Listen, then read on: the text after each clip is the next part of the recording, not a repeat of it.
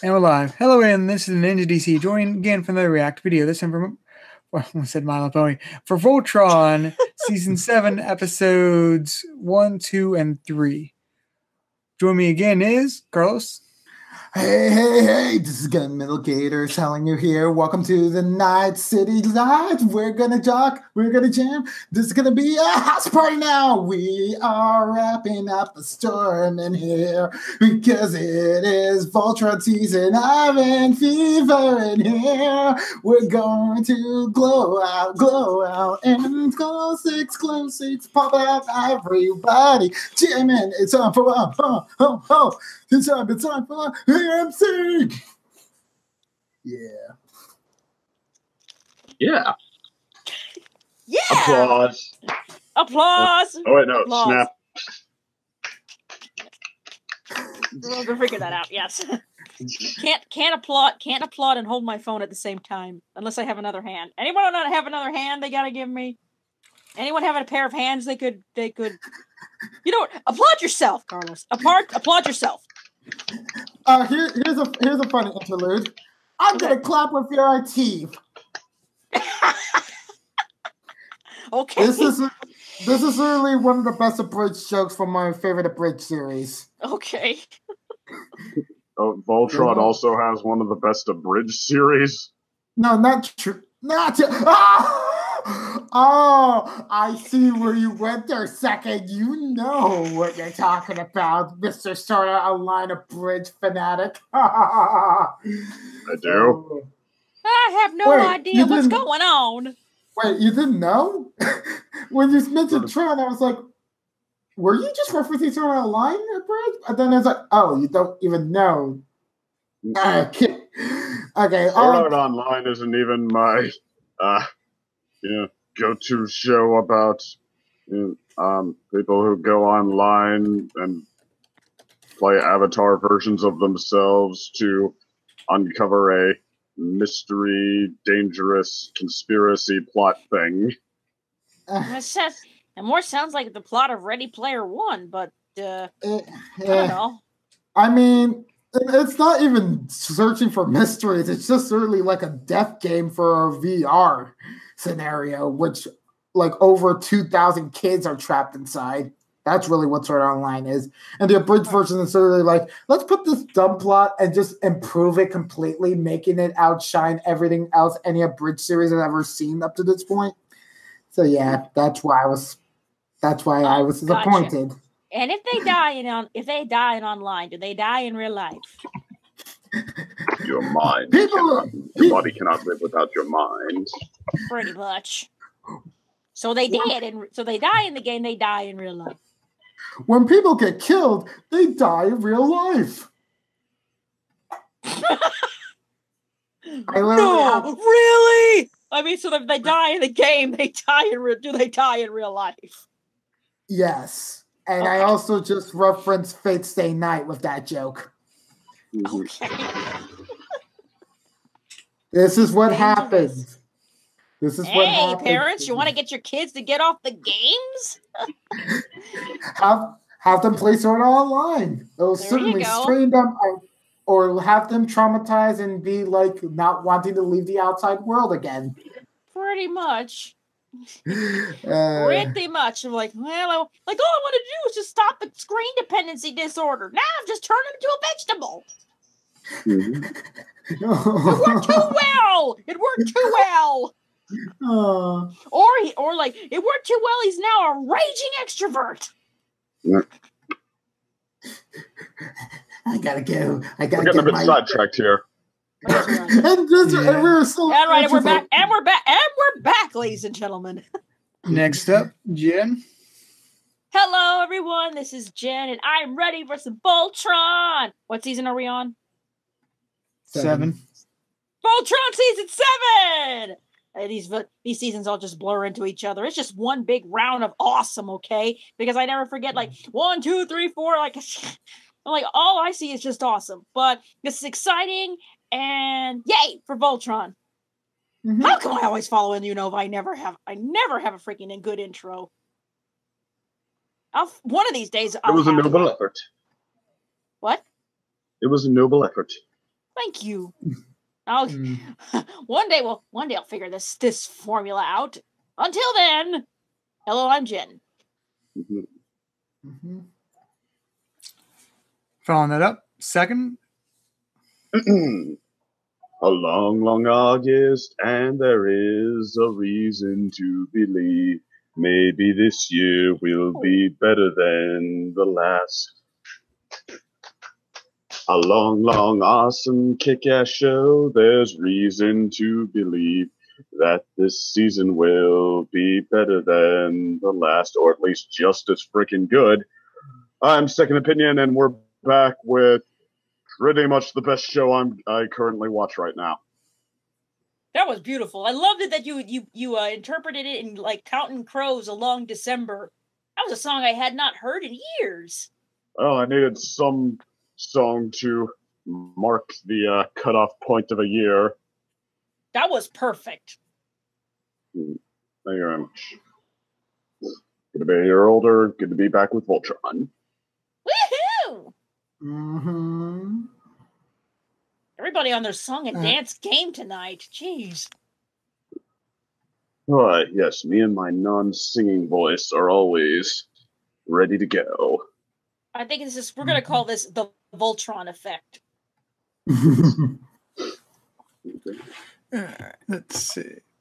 Oh yeah, Some have before we delayed reactions than others. Before we begin though, Carlos, would you mind posting that video link again? Oh, definitely. Here you go, ladies and gentlemen. Yeah, I felt this video is a nice warm up for the season. Pause at 0-0. I gotta figure out which one am I doing? This should be interesting. I did hear there was actually some controversy this season. Oh, yeah, you'll pretty much get the controversy within the first episode, so we'll probably discuss that. Okay. Oh boy. Okay, so, hold on. I gotta all right, find but this first thing. we've got to react to this video. Yeah. Wait. All right. Hold on. I gotta. Darn it! I gotta find the thing first. Okay, here we go. This is a little tough with the phone here. It's easier when I have a computer and I have freaking browsers. Okay, what are we looking for? What am I looking for? Something. Just a little link right here in the chat. Okay, let's see. Where's the chat? How do I get to chat on this phone? No. Maybe this year will be better than the last. Maybe. Maybe. Well, I can't find the chat. Oh. Oh wait, send her her link in the through Facebook. Yes. All right. Sounds like a plan. Perfect. That'll All work. right. We are experiencing technical difficulties. Please stand by. We'll be right back. Mama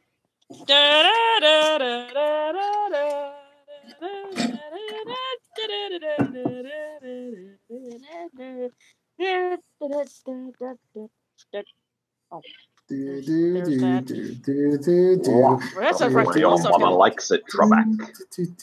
And first of all, I gotta figure out where did I put those episodes and make sure I get the right. Okay, someone will have to let me know like which one is the right episode, which screenshot is the right episode. Because I don't want to have to, play it and it's the wrong thing. But anyway, here's the YouTube link. I see that you saw it. Wait a minute. Uh-oh.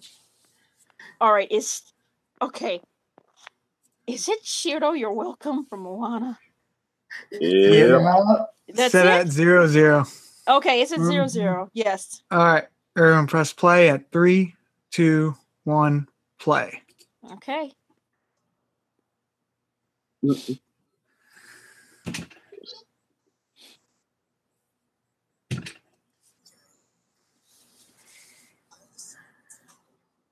What?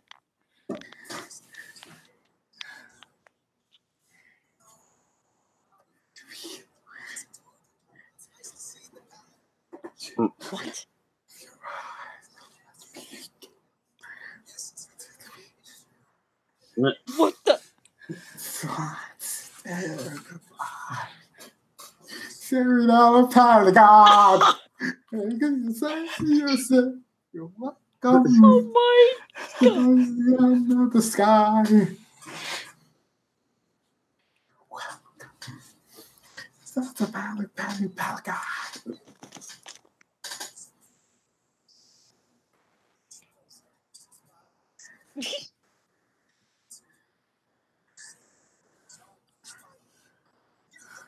Yep.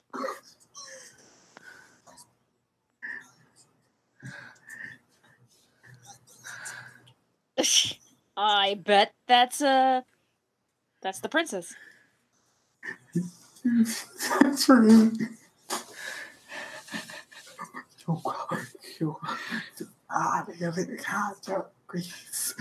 I love that he has the shirt on that says, and I'll form the head. Okay. Good voice.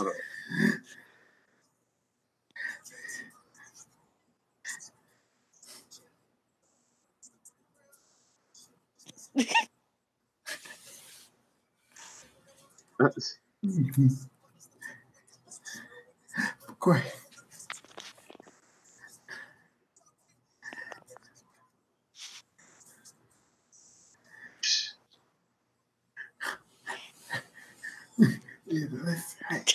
Is this the actual cast? Oh my god. Yes. It's the editing in this so good. All right, for the reference, the guy in the hat on the bottom, that's Zarkon's voice actor. What? Oh my god. Let's see. Okay, who is everyone in this? I know Pidge's voice actor, but I think that's Lance. The other is like the Pidge voice actor. Princess's voice actor. Oh, Princess yeah, Allura. I Yeah. think so. And then the one guy, the older Yep, guy in the hat Allura. is Zarkon. Oh, it is Zarkon. Oh my god. Wait, Voltron was also in this? Yeah. Yeah, I remember when they said like the Gara and it's like the one was gosh. One was Zarkon, the other That one was was amazing. Lothor. That was so good. Yeah. That was Honestly, so though, good. would that be somebody's reaction to Shiro? Like, I know he's well known at like the academy that everyone was going to, but I mean, I don't know. Throughout the universe, is he going to be the leader of Voltron, or is he going to be the guy who betrayed Voltron and isn't the captain anymore? He's gonna be the Judas of Voltron? Yeah, Oh, well, I mean, I yeah. know, like, we know what the truth about him is, but like, I don't know. They Throughout do. the universe, do they even differentiate? Well, it was sort of an between isolated. Voltron? It was Yeah, like it was his an betrayal isolated- was sort of. I mean, unless the Gara themselves are like, oh yeah, like he betrays, like okay, but you can't really like. I doubt the universe would trust the Gara too much, the enemy Gara. All right, but anyway, yeah, are you all ready for the season to begin? Are you ready for some Yes. Voltron? Yes. All right, all right. Everyone have It's still episode 1 up. Voltron! All right, does everyone have episode 1 up? I think. What's the let me see with the openings. I hope I got the right one. Okay. But yeah, I'm ready Question. when you guys are. Okay, Yeah. question. The stupid title on here, I can't see it. The stupid title won't even tell me can't? what this thing is. I can't see it. Stupid thing won't tell me what it is. Let me see what I mean. Details, here we go. This doesn't even tell me what the episode Yeah, number the is. details won't. Like, there's no title or anything for you. No, it doesn't tell me what it is. Did he download them in order or not? I think All I right, did. let's go to the oldest one. Like the first after the first- credits, the first thing should be like a shot of the academy with like a little adventure. Okay, does it have Keith in the shot or Pidge? Is it like? Wait, is it not an academy with a lot of other students or? I can't tell. See, it just doesn't even tell me like how this. It does it by date, but it doesn't do it by time. Let me see. Mm. Oops, that's not it. God Lord, no. Let's see. We are experiencing technical difficulties. Please check back in a minute. Again. We're having general difficulties right now. We're just going in, and hopefully we will arrive in the airport in approximately 45 minutes. This is what happens. Once I figure out how my phone works. This stupid thing doesn't even tell me darn it, it doesn't even tell me like what the title is. This sucks. Well, it's a long, it's extended title. Just go to the oldest one and go towards a minute in. Okay, let me see. I'll go to the first one. Let's see. Yeah, go to a minute and 10 seconds, and then that's where it should have a title. Seconds. Should have a title. 10 seconds. Okay, minute 10 seconds. Damn it! Now the play button is obscuring the title. I love this. Okay. Does it have a picture of school? Like that's what? No, it has a picture of a Gulra ship. All right, that's not the first episode. That's not it. Okay, that's what I thought. That is not it. It just has like a very Earth-looking school. Okay, Earth-looking school. So what do you guys think you're going to think of the controversy? I don't know. Let me see. Let's try this again. I mean, I'm known for being like relative to the MLP fans. I don't know how relative that actually is, but okay, I'm known for being somewhat tough on stuff, but in this case, I think that's more likely. I think I'd be more likely to be tough on complaining that a show is not, honoring whatever the. You said it's an Earth-looking school, right? Yeah, and the title of the episode is A Little Adventure. Okay, a little bit. Yep, that's it. I got it. Okay, all right, that's the first episode. Got it. Okay, I got it now. All right, go back to 00. Okay. All right, Thanks for your patience. Thanks for your patience, ladies and gentlemen. Jen knows how to work her. Jen knows which episode she's doing. All right, does everyone have the episode ready? Yes, ready. Yes. All right, everyone press play in 3, 2, 1, play. Okay, I see why. Okay, I see why this was controversial. Actually, it's not controversial in the way you think. Right. What happened is there's been a big uproar in the fandom community, especially among shippers and all that, and even death threats to the author, like the creators, because there wasn't enough Adam. Right, exactly. Wait, what? Not because they were mad because. Sorry, go ahead. They weren't mad because there wasn't really much complaints that Shiro is gay or Adam is gay. The complaint is that there's not actually more scenes with them. Is the complaint? But also they were like mad because like it's the term I learned, queer baiting. They're all relying on the unfortunate trope that something bad happens to gay people. And it's like, really? And I see that, I'm like, well, that's a nice story and everything. I'm like, why is everybody so mad about this? And it's like because they wanted more. They wanted more Adam, okay? And they wanted more Adam. That's really. That sounds like the reverse of like a certain other show in which they want less of a certain person by the name of Adam. Oh, wait a minute. I just figured out the problem, Tim. You're gonna love this. I just figured out why. I just figured out how I could figure out which episode is which. Turn the screen. Turn the Oh! Yeah. Now I know which episode it is.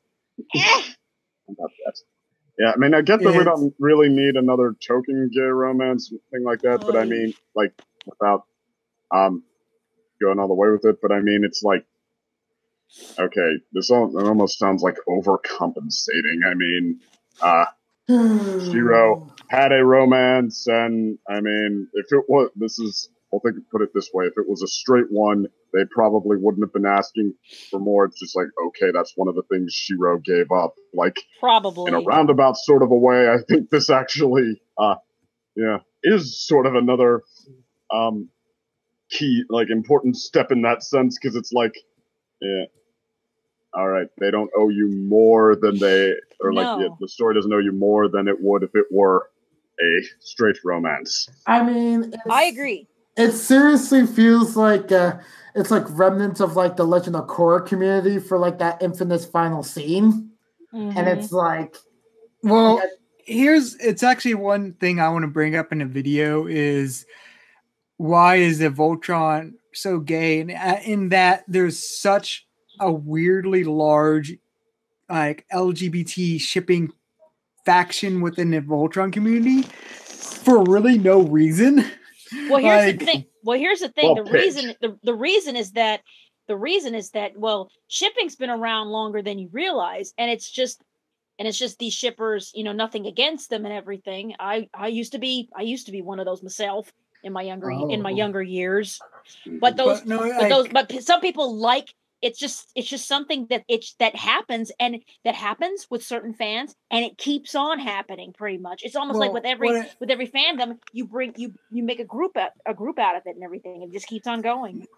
No, I mean is like in this particular fandom, like it just has a very large, like I wouldn't even say a majority of the shipping is LGBT in some way. Right. And it's just there's nothing within the show really before now to encourage that compared to say Steven Universe, which is like you can get why there's a lot of LGBT shipping in that show. Exactly, like that's sort of the strong subtext. I get why that's part of the community, but like it's with the Voltron, it's like the thing is that there's been a lot of shipping in shows like this. In shows like this that are like kind of shonen-esque, there's a lot of shipping. There's a lot of shipping going on with these, and like I said, this isn't new. It's been it's been happening for a long time. This is just another continuation of the shipping thing, and it's just another continuation of it, honestly. But the fact that people are getting upset, that I think the reason why people are getting upset about Adam is because that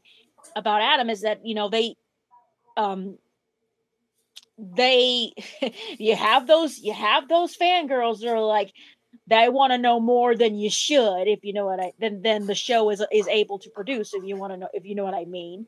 But then there's also, it goes into the trope that the gay characters, either something bad happens to them, or they're just good for one shot, then you never hear from them again. Again, like you said, because they want more. But it's all because of their shipping tendencies, and every fan is different, and it's just another thing, another ship thing going crazy, Did you ever hear the expression that partial motivation is stronger than constant motivation? What? Like, all right, here's please, I beg, here is all the materials you could possibly need. Get to work isn't actually as strong as, ooh, here's the key. You want to get the key? What? I'm taking it away a little bit. You think you could partial motivation is stronger than constant motivation. Right. It's been found. All right, Carlos, what are you trying to say? Carlos? Don't take it that hard. Carlos? Where'd you go? He's disappeared. We both talked and I kept going. Oh, he's muted. Yeah. Carlos, you're muted. Well, I'll take this opportunity to back to him. Slip away for 2 minutes. I'll be right back. Okay. All right. But yeah, like that's what I was just trying to say with like with the fan, like it's just weirdly, it's like a lot of it's Clance related. Yeah. Like people shipping Keith and Lance. Oh yeah. But it's like one of those weird things. Is like, yeah, it's surprisingly like large LGBT shipping. Like it's like movement. It's like oh, there's really nothing supporting it. It's like, Not it's really, actually even no. funnier if you read like behind the scenes stuff, because like the show writers have like come in and been like basically directly saying repeatedly that Clance is not going to happen. Right. Actually, I saw an article that I think there was a con in which there were some Okay. writers or something that Wait, confirmed that it Carlos was. is back. Yeah, there you are. Sorry. I'm sorry. I was distracted by family. I was Right. Oh, okay. I was going to bring up about like how is like in the anime vernacular, Fujoshi shippers they tend to roam around like the Shonen Nest properties, like even Naruto, which doesn't even have the that. Naruto Sasuke. Oh my gosh, that is infamous. Yes. But like even that had some justification. At least was like, hey, like their first kiss was with each other. Yes. Which spawned a million, pardon my French, hate sex fanfics. Yeah. Yeah, trust me, I shudder at that thought too. But then again, it's like Boku no Hero Academia. It's like I don't see any gay ships right now, even though there is an LGBT character in there somewhere. But aside from that, it's like literally, it's like everyone's shipping. What share? What they shipping Bakugo with characters from different animes. Oh, it was My Hero Academia. It's just their own fantasies, honestly, really. Yeah. Like I know, like that just reminds me is like, yeah, that's what I was going by, because I want to make a video discussing like why LGBT is like such a big thing in Voltron, and actually it is going what you're saying, Carlos. So like it's a similar thing that happens to occasionally with Shonen, where there is like that one big fan base that has like ships, like sort of the two main leads, like you're saying, like because like I remember like with My Hero Academia is actually a great example, because there's so much like the more adult content I've seen. I'd probably say half of it is like Bakugo and Deku. Like Bakugo and Deku is like there's so much of that. It's like how come there's not any with All Might?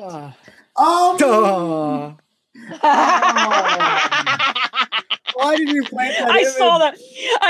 I heard that. Bull. He is a father figure to everyone. I heard that. I love that. I love that bull. That reaction. No, Carlos is like, that's yours is even good. Like, it's like he's a father figure to everyone. No. Now I regret it. I regret that decision. I regret that comment. I regret it. What have I done? I was just gonna break up the Bakugo and Ochako shipping just because of how unrealistic it is, even though in canon they actually respect each other because of like how much tenacity Ochako actually has for a main heroine. Well, the main thing I hate, but just before we move on to episode 2, like going to like the main thing I hate about the Ochako thing in terms of shipping is like I really just hate her and Deku just because it's such a boring ship. Like it's like such a vanilla like romance. Like it's basically I haven't seen like in a while like this shonen ship where it's like obviously like here's the forced romantic love interest. Oh my gosh, yes. It's like, oh, this reminds me so much of like 90s shonen. Honestly, it reminds me of the old 90s and 90s kind of comic. Actually, if everybody remembers Ranma 1/2. I'm sorry, Ranma. I know about it. Right. It is an old anime. It was one of my first animes watching it. And I tell you, I still maintain this today. Somebody's going to fight me on this, I think. I welcome it. But I'll tell you, one of the worst ships, Ranma and Akane, could not Akane was the main it. female lead, right? Exactly. She's one of the main female. Yeah, she was the main female lead, but they could not stand her. And Ranma was just all right, but it was a harem anime, but the thing is like the whole thing pointed to trying to get Rama and Akane to like each other when they're stuck in a freaking forced marriage. When they're stuck in a forced marriage. That was about the size of it, yeah.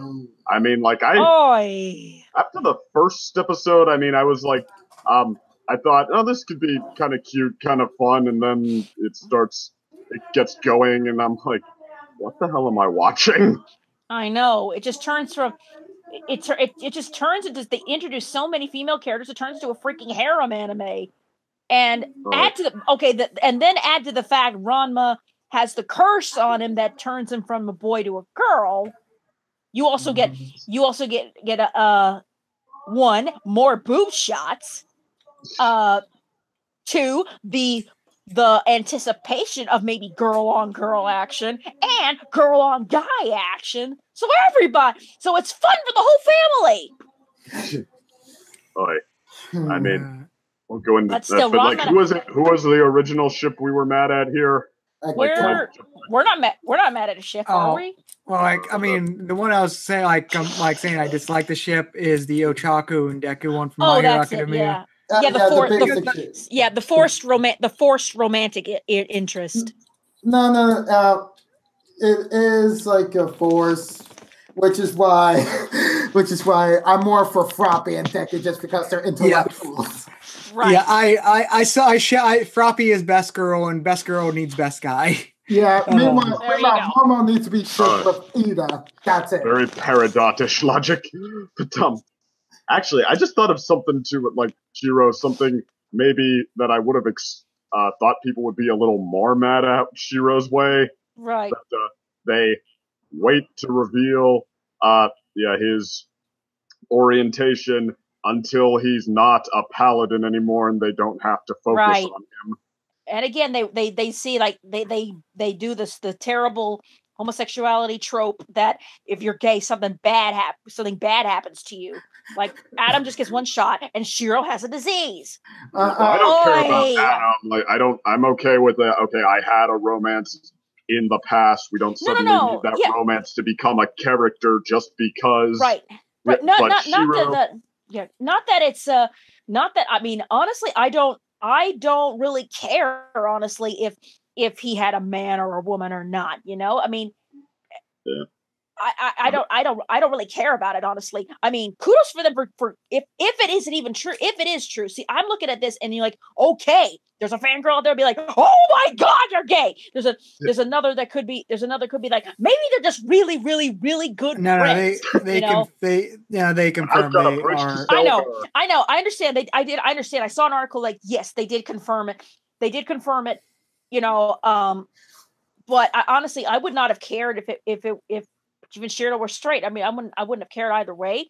It's just the thing is I think that got so many people up in arms is the fact that it's still kind of because of the whole trope that if you're gay, something bad happens to you.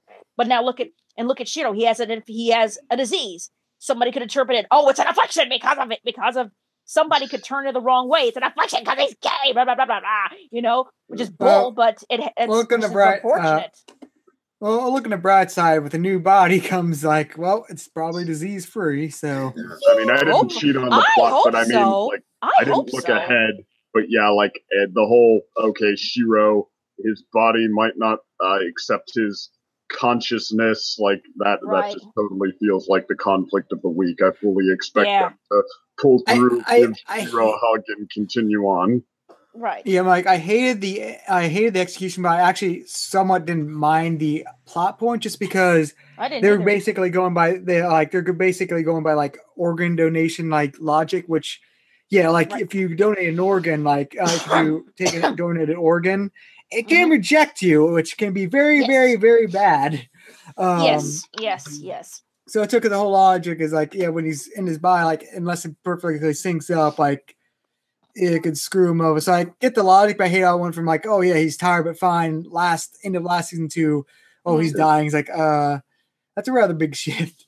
But yeah, right. But also the thing with Adam.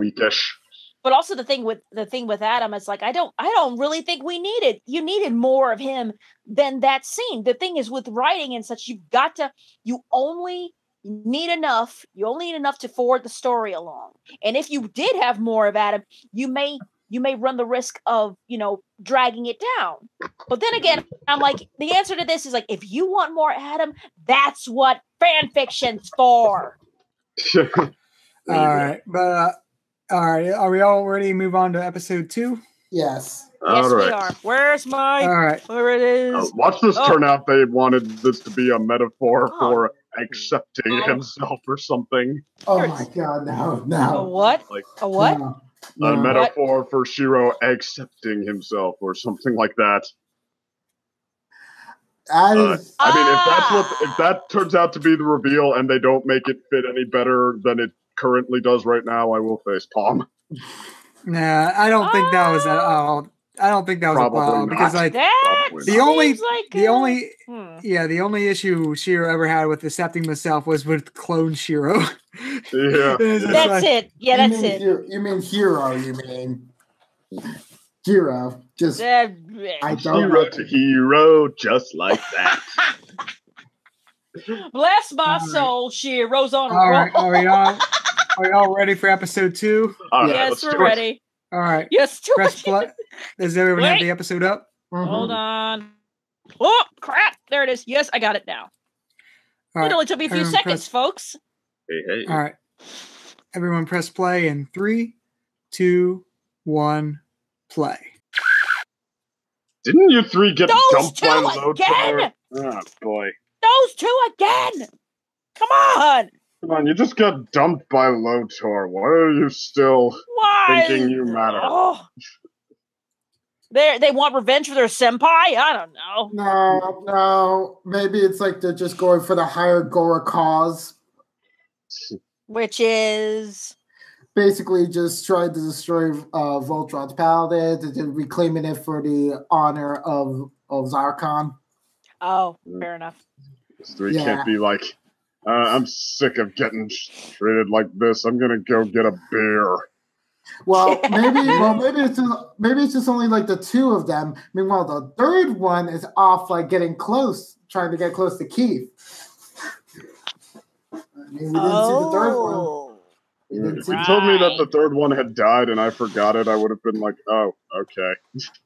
The only significant thing the third one is right now is a possible shipmate for Keith right now. Yeah. Mommy? People. Mommy, can I please face this Gora lady? I'm sure why not. She's like, now, honey, what did we tell you? What did mommy tell you about strange Gora ladies? To disarm them at any chance and make sure you are 100% on alert because they could hide knives anywhere. And then, that's right, Keith, but you forgot one thing. Strike first. Strike hard, no mercy, ma'am. Strike hard, no mercy, ma'am. To see your wait, I don't imagine the mother like, what is the Gora way of life? To crush your enemies before you. And hear the lamentations of the women. Just to take the joke, I guess. But I remember, like, the girl was like most famous saying like Zephyr is actually just means the killing. Rapidza, which like translates to the killing thrust, as they're saying. I thought it was the pain that educates or whatnot. No, that's another thing. Thrust. That's another thing? Yeah. Okay. Yeah. Actually, though, speaking of, like, the possible ship between Hunk and what's her name? Like, I mean, I don't know if I'll like dig the ship itself that much, but like if Hunk ends up being the first one to get together with his love interest, that will be kind of a hilarious way to flip the script. True. I mean, he does have that one rock girl. Yeah, there is that. There is the rock lady. Which was developed, from what I understand, was developed more in the like a spin-off comic sort of thing. Oh, cool. All right, are you ready for episode 3? Yeah. All right, Ready for let's do it. episode 3. All right. Is there episode 3 up? Mhm. Yes, it's ready. All right. Press play in 3, 2, 1, play.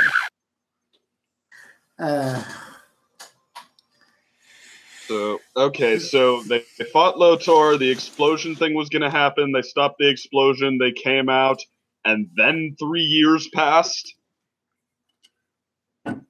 AKA Yeah, let me actually see. Decapede. They screwed up the time-space continuum. Or they literally just pulled a fairy tale on us. Or they did some timey-wimey, wibbly-wobbly, timey-wimey stuff.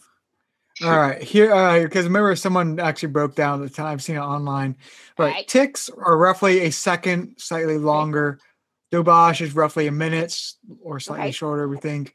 Varga is an hour. Quinton is roughly a day, 20 Vargas. Decaphoebe ingress keys the space and mop. What's a decaphoebe? It's the one equivalent to more of a year. Okay. They had, let me see. Timetable. See, no, someone had. I've never seen one as more.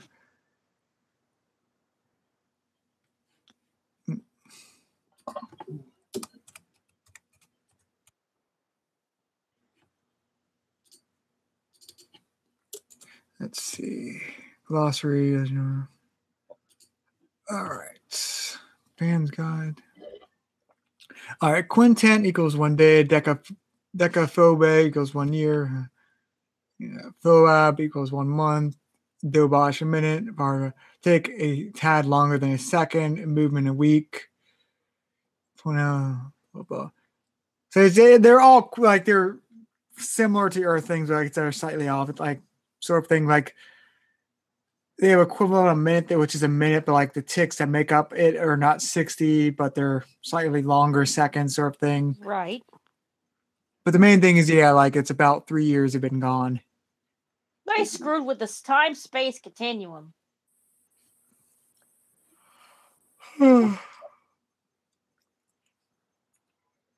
So, okay, but I'm like wondering where's the point where there was supposed to be an opportunity for some sort of time discrepancy to happen? Because, okay, well, it can't be the explosion thing because she just said that they saw Voltron emerge from that before the 3 Decaphebes passed. So, what was it that happened? No, I think they said they was gone for because they didn't clarify if the Decaphebes passed before Voltron re-emerged. But I think the main thing that was from the time distortion was when they basically created the infinite mass thing and destroyed the explosion. It's unclear if it was that like the distorted time or if it was from jumping in and out of like the quintessence field. Okay, let me listen to her story again.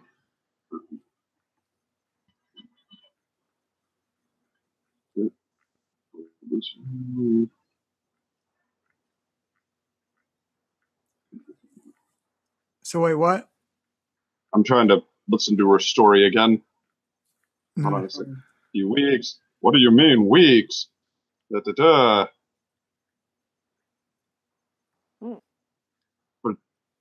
Like Lotor.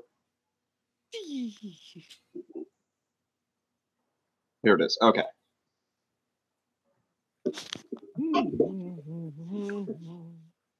Voltron and Lotor disappeared. Eventually, Voltron reemerged alone. Then the explosion. Okay. And okay, so I guess the explosion could have caused the time jump and sent them into the future or something. Like, I thought they were on the outside, like back in their own dimension when they canceled out the explosion.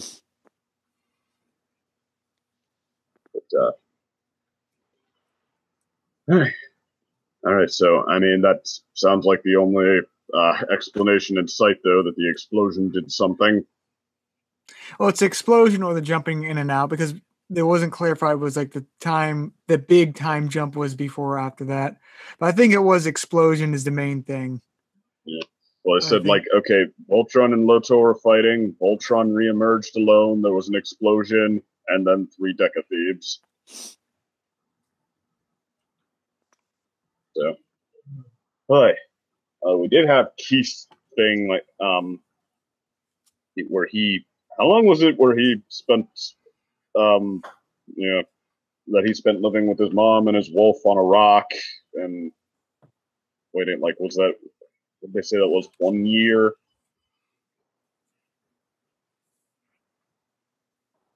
Yeah. You guys remember that from last season where, like, they were waiting for the rock they were on to get close to the whatever it was? I think like, so, yeah.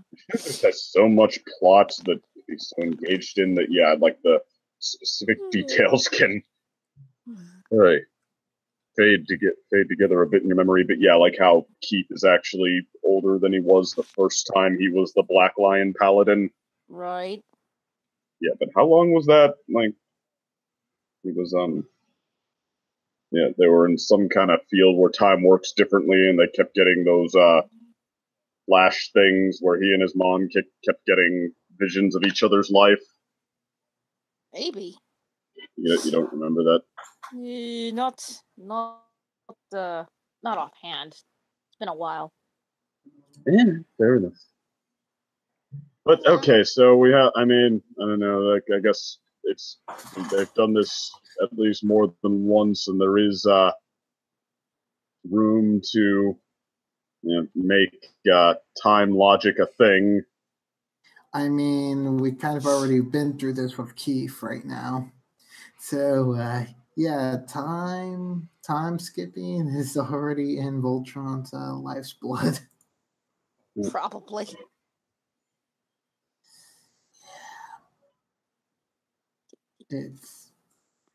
I guess it sounds like, oh, Keith, I'm not sure how to tell you this. You've been hyperbolic time chambering for the past 5 years of your life. What?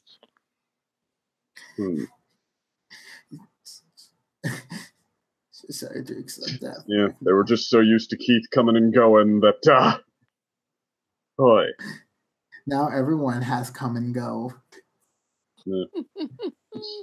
But yeah, they didn't even ask that many questions when he didn't show up for a year or however long it was.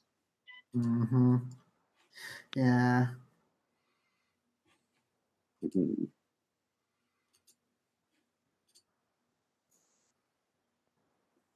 So is that all we're watching tonight?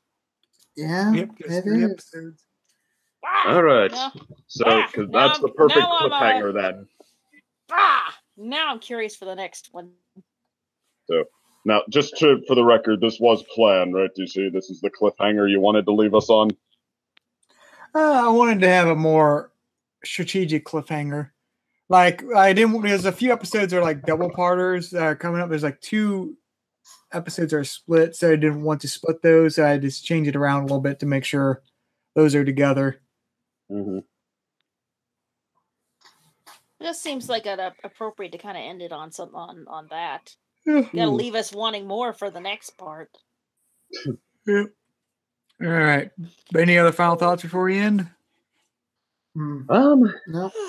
This seems like kind of a transitioning sort of a first few episodes. Like it seems like I don't know. Yeah, a lot of it just kind of seemed like the show spinning its wheels a bit, trying to get us settled back into trying to, I don't know, stumble its way back into a moving sort of a plot, just like trying to settle into something new and keep and while filling the quota of pleasurably time wasting BS along the way.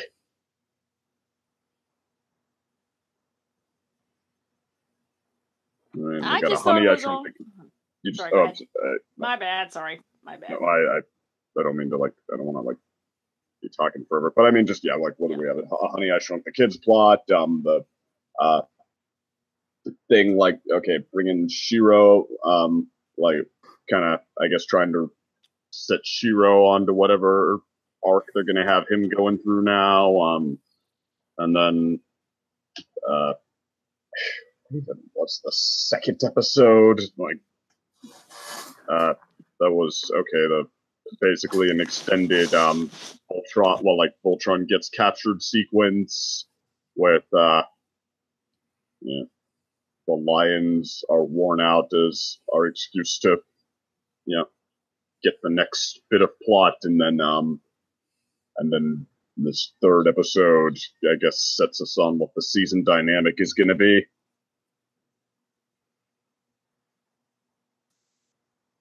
So, and I mean, it was perfectly fun. All the characters are good as always. I'm actually, one thing that I'm wondering, like, if they wrote it as well as they could have. Apparently, from the start of episode 2, Pidge is going to end up alone trying to signal somebody, but yeah, that episode passed, and now another one, and we still haven't gotten to that. Okay, why did you even foreshadow it if there's this much plot before that happens? Like, right. I mean, it doesn't seem like you're, I mean, it is a writing strategy where, okay, you, leave the audience in suspense by setting up a certain point, and then you show us the story of how we got there, but it doesn't seem like you're showing us. What are you talking about? That point at like the start of episode 2, I think it was, where Pidge is all alone going, this is Katie Holmes of the Paladins of Voltron. That wasn't a flash forward or anything. That was just her trying to contact Earth when they were waiting for the lions to. When you remember when she ran the diagnostic with the lions, she was also trying to contact Earth. Sure. Well, I mean, I thought they went by the assumption that it was going to take them a while to get anywhere near Earth. That was, I mean, I don't know why she's so bent out of shape about that. If it just seems so out of context. I mean, she just wants to get back to her family, I think. And like, there's nobody around. That just seemed like kind of an odd way to do that. If that was just supposed to be the first scene of the episode, like Pidge has a breakdown and then, okay, more episode. I don't know. I mean, I've been wrong before, so maybe, yeah, okay, fine, I missed something there, but then in that case, that's almost odd for other reasons.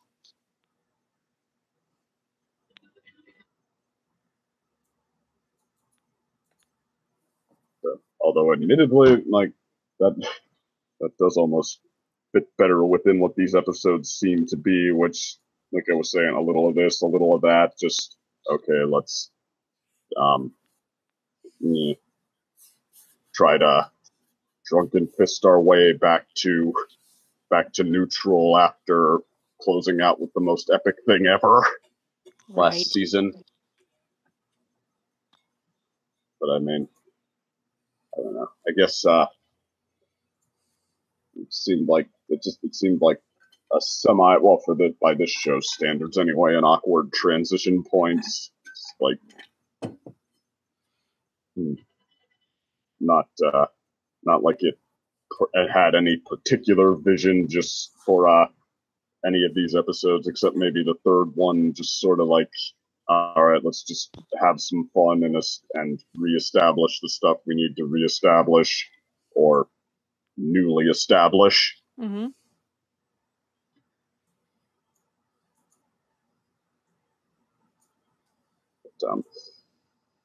That's all I got, though. I mean, like I said, it's fun as always. Even Voltron at its I don't even know what you call this. It's not at its worst, because, like, I think the low point of Voltron for me might have actually been like the very first episode, if I remember that right, and then it's basically taken off from there and never looked back. But I guess this is Voltron at its most middling, maybe. We forget about the beginning of season 3.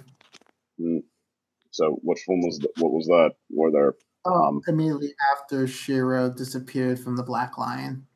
Oh, that was the team trying to, like, I mean, that was suspenseful enough. I think the team trying to adjust without him, and with Keith trying to get the hang of being the new Black Paladin. Oh wait, no, I mean season 4. mean what? I meant season 4, actually.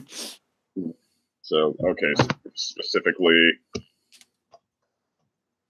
It, like, super awkward. They didn't know how to use Keith. I think that was, like, the point in which, like, it felt a little bit more middle lane than what's going on here for season 7. Oh, you mean where he phases out of being the leader of Voltron? Mm-hmm. Well, I mean, that wasn't really unfucked. That seemed like it knew just what it wanted to do. It was just like a little disappointing. Like, okay, well now we've got to reset to the usual, to the previous dynamic because people don't like change very much.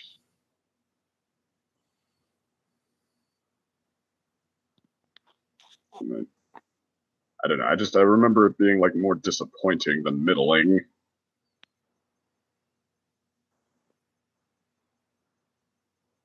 No, nobody else. I really don't have anything to add other than like great action. So very much like what I was halfway through saying before I found the word. Even Voltron at its most middling is much more engaging than honestly the other shows I watch. Like at least 3/4 of the time, and I think a lot of like the other 25% is mostly Steven Universe picking up the slack.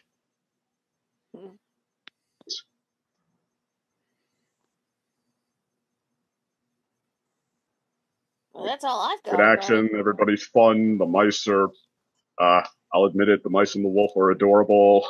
Yes. Mm. A plushie of the wolf would be nice. Lance being the guy people love to make fun of.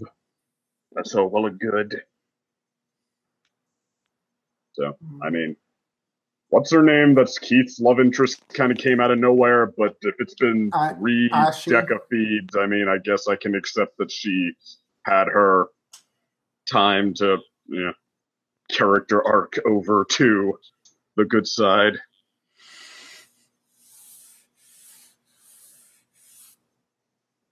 I mean, of the Lotor's girls, like she was the more less evil because the other two were shown to enjoy like being violent at times. They were shown doing that before. She was the one who was sort of not shown that. Mm-hmm. So it makes sense for her to just break away when there others are like, yeah, let's just be pirates now. Because it seems like her main thing is sort of like she wants to find someone, a leader or someone she can believe in, like a Gaul she can believe in. She put a lot of faith in Lotor for a while, and he sort of betrayed that. By outright stating, like, yeah, I'm just going to destroy all Gaul in the universe.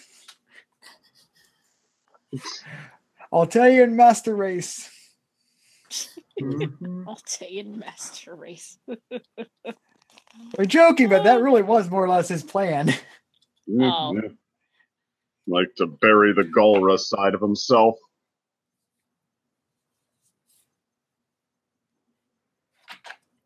Right. But yeah, I guess with that said, any other final thoughts before we move on to take a break into the next React? I got nothing. Yeah, me either. So, not the top of Voltron's game, but like I said, still perfectly good. But we have a lot more to discover. Like, what else has changed? Yeah, now it's like, oh, dang, now we've got the new dynamic, and it's another bombshell, so let's... Exactly. Let's find out all about that now. Yes. Mm-hmm. And we're back! And Ninja DC is hallucinating, thinking he's in the future or something, but ignore that. All right. Let me see. Have we lost anyone? No, we haven't. I guess it's the same crew as last time, so... Continuing! Continuation! Yes. All right. Everyone have the episode up? Or better yet, as usual, run the episode! Run the intro again. I thought we rehearsed this. We did! Twice! All right. Everyone have their episode ready to go? Yes. Episode 4. All right, Yeah. press play in 3, 2, 1, play. I remembered the safe and warm bit. Oh my god. And going out with the rap song. Oh my god, this is the craziest filler episode ever. Yes. But if there was anything to kind of really derail you from the seriousness, this was much needed, I think. It's still funny. That was hilarious right there. Okay, Voltron, you know how to make filler episodes like best Yes. highlights of your series. Yes. I think the way the reason is they know how to use filler well. Like Yes. the D&D episode last season was sort of like in between, where it's like a nice cool down episode, but also goes and like set up for future developments. But in this episode, like these episodes, like these first few episodes are sort of like very road trippy, which is very fitting for like the first part of this the trip back to Earth. It's sort of like setting up like this sort of like it's like, oh, let's stop at this roadside attraction sort of thing. Right. Yeah, Well, like I'm ready for the next episode. yeah. Kosak and bossing in what was it? The Ember no, I think it was Ember Island players, yeah. This is exactly the sort of time wasting nonsense I've been missing. I agree. And unlike the I'm sorry, go ahead. I said I agree. It's simply like the best highlight. It's simply like just great Voltron comedy at its finest. It's really good. I'm gonna side with it over the Honey, I Shrunk the Paladins episode, because I think this had like a much stronger, more like crazy loving version of what it wanted, or a crazy loving idea of what it wanted to be.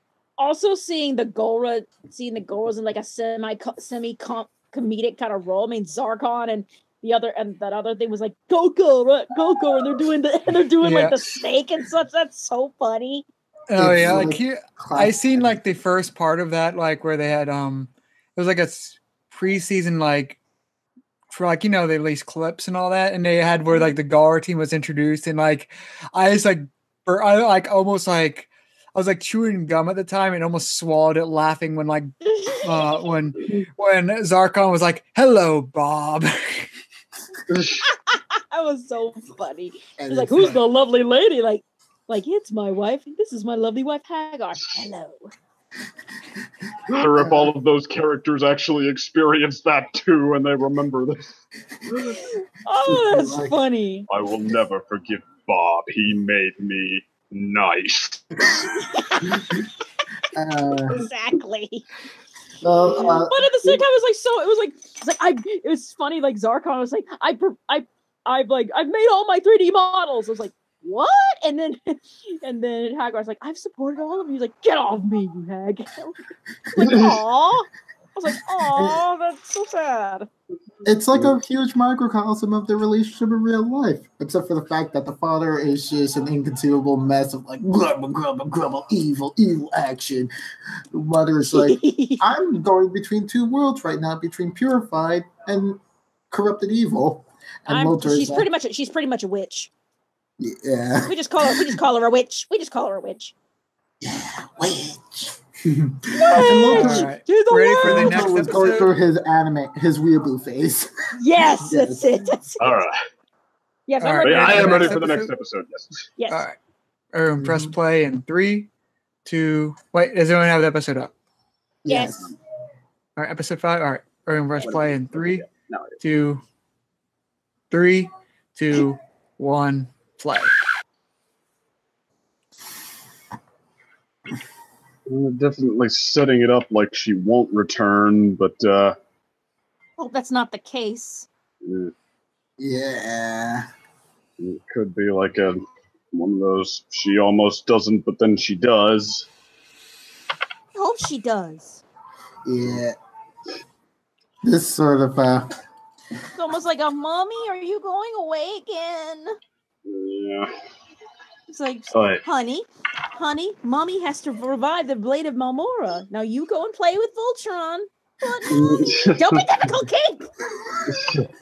Well, I gotta say, I do kind of respect that they didn't particularly play that as a Keith's mom episode. Like, I mean, sure, she does her part and like just like everyone else does theirs, but yeah, it almost hits harder that that's the resolution when they're not inadvertently giving you the like giving that away ahead of time.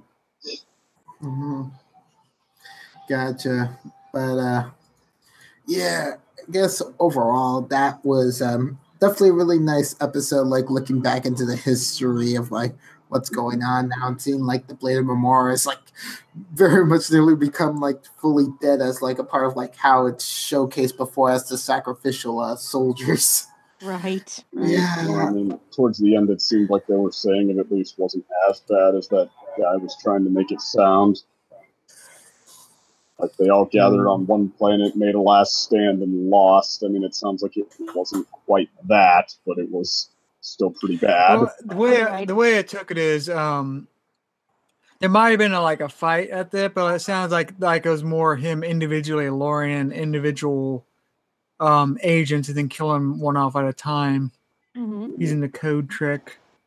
I mean, that begs the question, though, with the whole thing about Hagar's old drones or whatnot hunting them down. Like, was that true? Or, I mean... Oh, he was one of those drones hunting them down, so that is true. Well, one of them was, but I mean, like, yeah, a whole Blade on drone war. That... How much was what he made it sound like? Mm-hmm.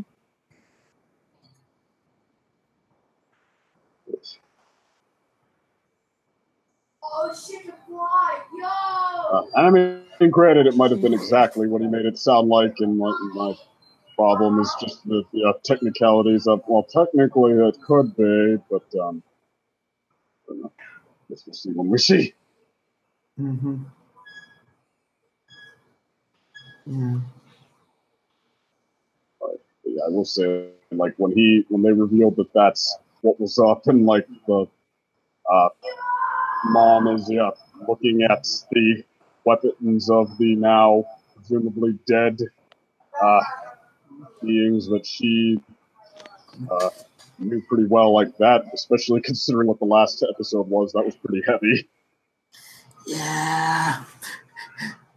It's like the came pre-packed. Here's a filler to give you to a nice spot in your emotional state, only for the next episode to drive it all the way down if you were a fan of the good Gora. Yep. It's brilliant. That's the other thing. Is it really just the Gora are in total chaos like you made it sound, and they're just a bunch of pirates hunting each other now? If so, then that's like a very good, a very interesting development for like the series. It's like now we're dealing with like lawless space now, with like no evil galactic leaders. It's like now space pirate territory. I think that's pretty chaotic and pretty like imbalance. Like, okay, how can we be a super governing like superhero team if there's not one concentrated evil force we're going up against? Now we're dealing with like enemies from all sides now. That's going to be like a nice development for like them like escalating like the plot now that we don't have like concentrated evil. It might seem like filling out the week, but also it's more of like it's more One Piece-esque now. Getting rid of Lotor was 2 steps forward, 2 steps back. Yeah. We come together because opposites attract. Oh, wrong thing. Wrong joke.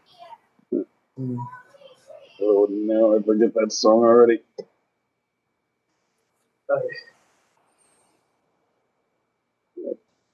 But I'm ready for the next episode.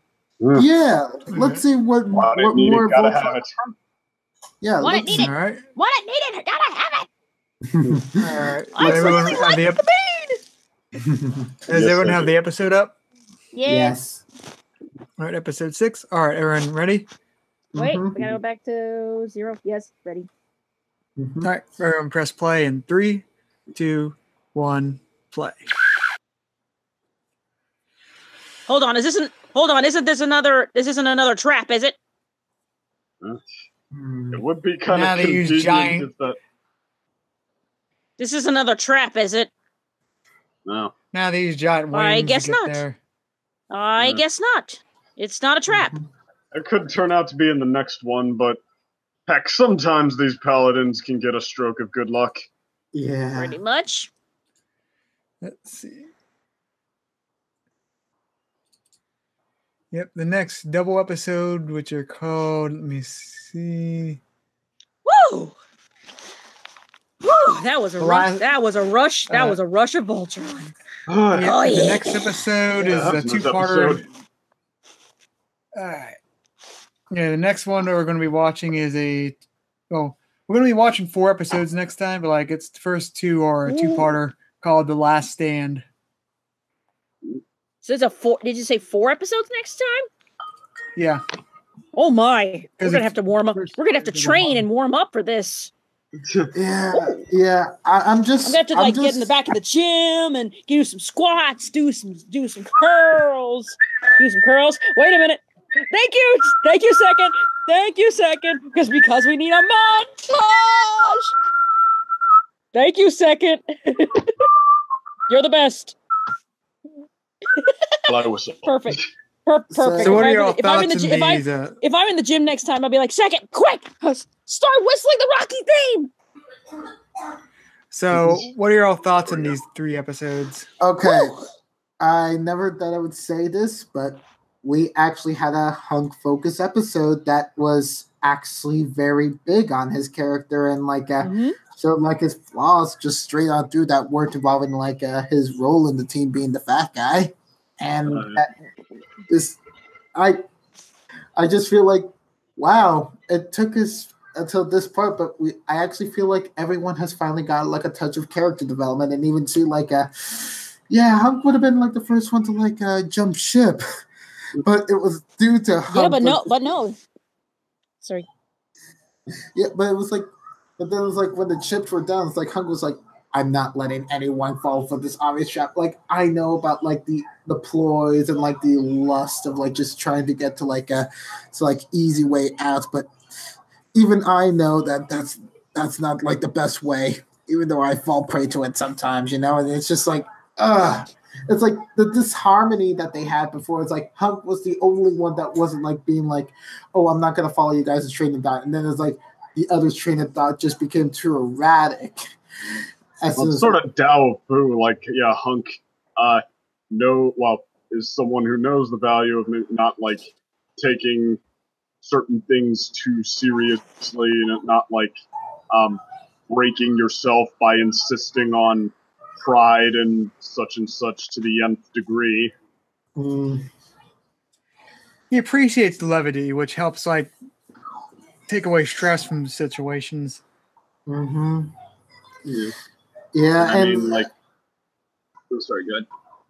Oh, sorry. I was just gonna say, like, Hunk even then, like, mentioned about, like, ooh, I was just thinking about, how easier it would be if, like, if there was, like, a nice up-and-coming, like, space cadet who would be willing to take the yellow line off of me, and I'm just like, Hunk, like, I never wanted this. I just followed you guys because you were, like, my buds. I mean, I'm not so sure about Keith, but, like, I saw him from, like, before, like, on training. Alora, we just found you in space. Shiro, you were rumors and such that like Paige was looking up. And it's like, and then like when Keith brought out the question, like, why are any of us here? And I'm like, it feels like this would be a conflict like not even like Super Sentai or Power Rangers would even go through. Oh, like, you're right.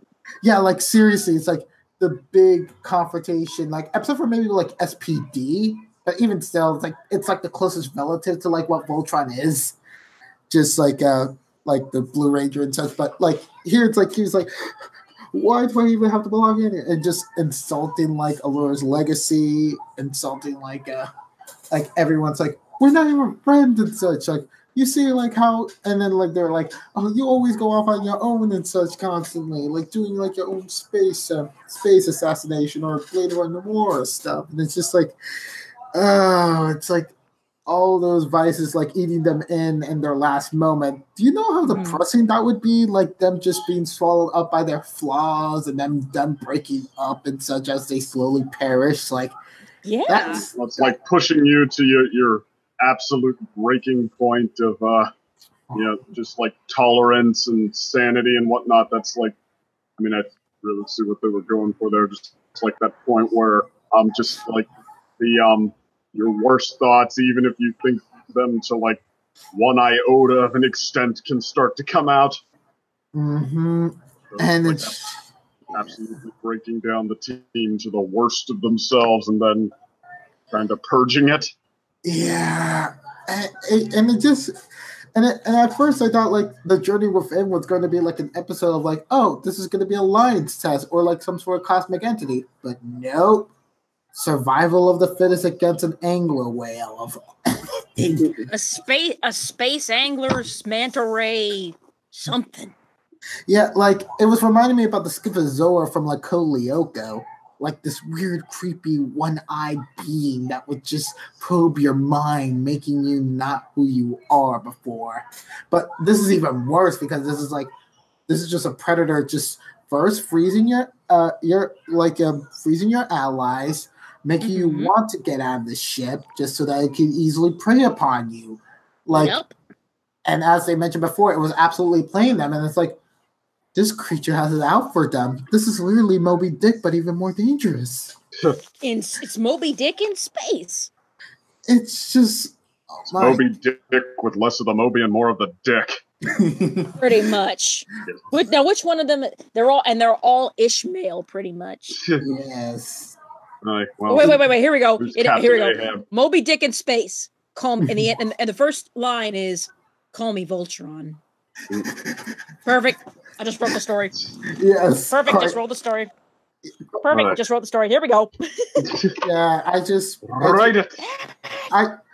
really didn't like how like all the paladins have to be like huddled together in space because like it's not only like the abyss of a space that's terrifying, like the fact that you're not literally touching anything on the ground, just being like floating, like that would be even more scarier than me like floating in the water, if I would be honest with you people. You mean like open water, ocean? Yes. That's terrifying. That's terrifying. Literally, that's what space really is. It's just without the water physics. Exactly. Unless there are sharks in space. Oh no. It's Sharknado 6. Oh god. You didn't hear it! You didn't! I didn't say anything like that! No one get any ideas! No one get any ideas! No, I didn't say anything! I said nothing!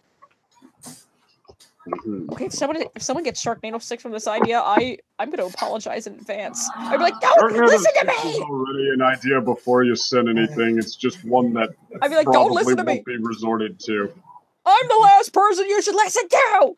Don't listen to me for ideas! They don't even make sense to me sometimes!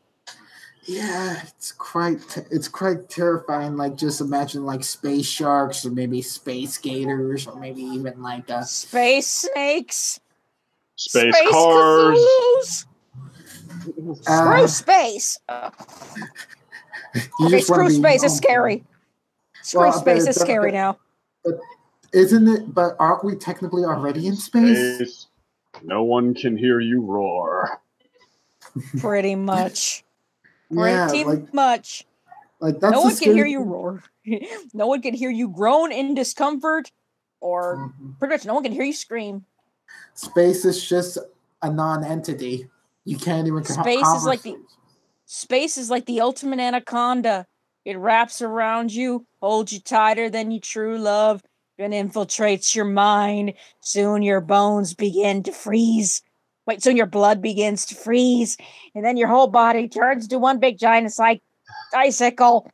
Yeah, this episode pulled no punches, pulled out all the stops on trying to get you to just feel the horror of this kind of situation. Right. Yes. They really, for the first time, really worried about the team, and like, oh my gosh, maybe they're not gonna make it. what's going to happen? What's going to happen in such a though it made me really happy for the end and such. But yeah, it really. But I agree with you. Second, it did go in some pretty interesting, potentially dark places. Yeah, such terrifying places.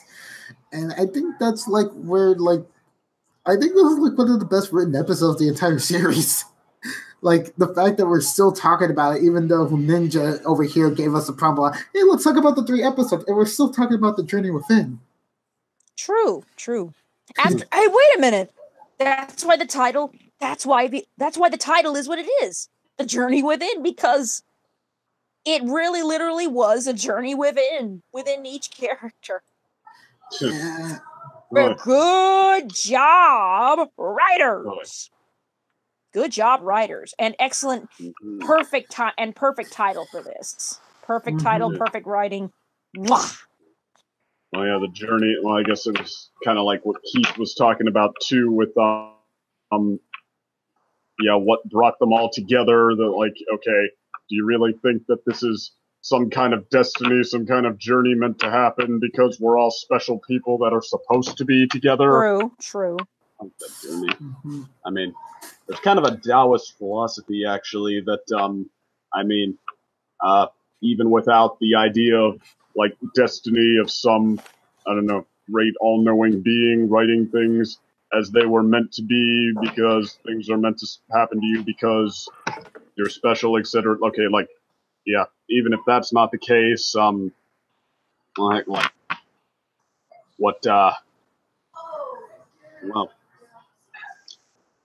I guess, how does this work? It's like, okay, things, like, even though there's no, like, divine will for them to be this way, the fact is that, when they happen to you, when it, the short of it is it couldn't have turned out any other way because, okay, the reason it happened this way as opposed to some other way is because it fits. Because, okay, if it didn't, then the chips would have fallen into place some other way. Like, okay, I mean, like, even though, there may not be some, I don't know, friendship is magic, divine will, this is the way it is because you're special, like, there in literal sense is a reason you are wherever you are, and there is a reason that it fit, and that, and that recognizing that and brought you there, that is the key to figuring out who you are and where you were meant to be and whether this is it. So I guess in that sense, like, friendship isn't magic, magic is friendship. Pretty much. One doesn't, it's the one that brings the other. Like, pretty much friendship is Voltron. Sorry. Yeah, or what's the other way to put it? Your friendship may not be a divine will, but it is in that sense because it couldn't have happened any other way because the chips fit this way. It is a divine will in sense that does bring your friendship. Friendship is Voltron, folks. And Voltron is friendship. And Voltron is love. Are annoying. Voltron is love. So, Voltron is life. Voltron is a pride of lions ready to set sail for the outer reaches of the frontier that is known as space. Yeah. Anyway, that's at least what I took from that moment where Keith is like, look, these crazy coincidences that brought us all together. He still refers to them as crazy coincidences, but they happened for a reason. True. And it bonded them as friends. Yes. Once again, friendship is Voltron. Yeah, and it kind of makes sense. Like they would still have like they're not like completely hardened like together as like a group. It's like even if they were able to like join together like in season 6 and season 7 and such, like not all bonds can like last forever, like permanently as good as that. Right. Yeah, and and I really did like the realistic take that this episode showed. It's like, yeah, like Hunk is not like willing to like go along with like the whole disciplinary angle. Right. But He's willing to admit that he's scared a lot. And he doesn't get insulted. And he doesn't get insulted by, Keith by Keith. He doesn't get insulted. It's almost like when in MLP when like Discord is like, oh, everybody thinks you're weak and helpless for time. She's like, but I am weak and helpless. So he trolled him back, right? But Keith just like took it in stride pretty much, or I think on some level he knows like, oh, Keith's just going mad, Not saying because Hulk is Hulk, but a tribute to his character. He's pretty thick skinned, and it's not a fat joke. It's a tribute. It's a tribute to him. He's thick skinned, and he takes it, and he can be open with his emotions. He's not afraid to admit when he's scared. Yeah. Well, you remember that's that the one thing he's not afraid of. He's not afraid to let someone know he's scared. That is true, yeah. Actually, you remember that terrible M. Night Shyamalan movie that Nostalgia Critic tore to shreds a while back? The one that was doing Which philosophy, one? Which one? He tears them all to which one? Not real. Which one? Danger he tears them all real, to shreds. Fear is a choice. The Will Smith one, the Will Smith, Jaden Smith one. I am. Wait. Wait. Oh, what is it? After it's After Earth. That's it. After Earth. After Earth. Yeah. The one where James is like, "No, Dad." His voice cracked.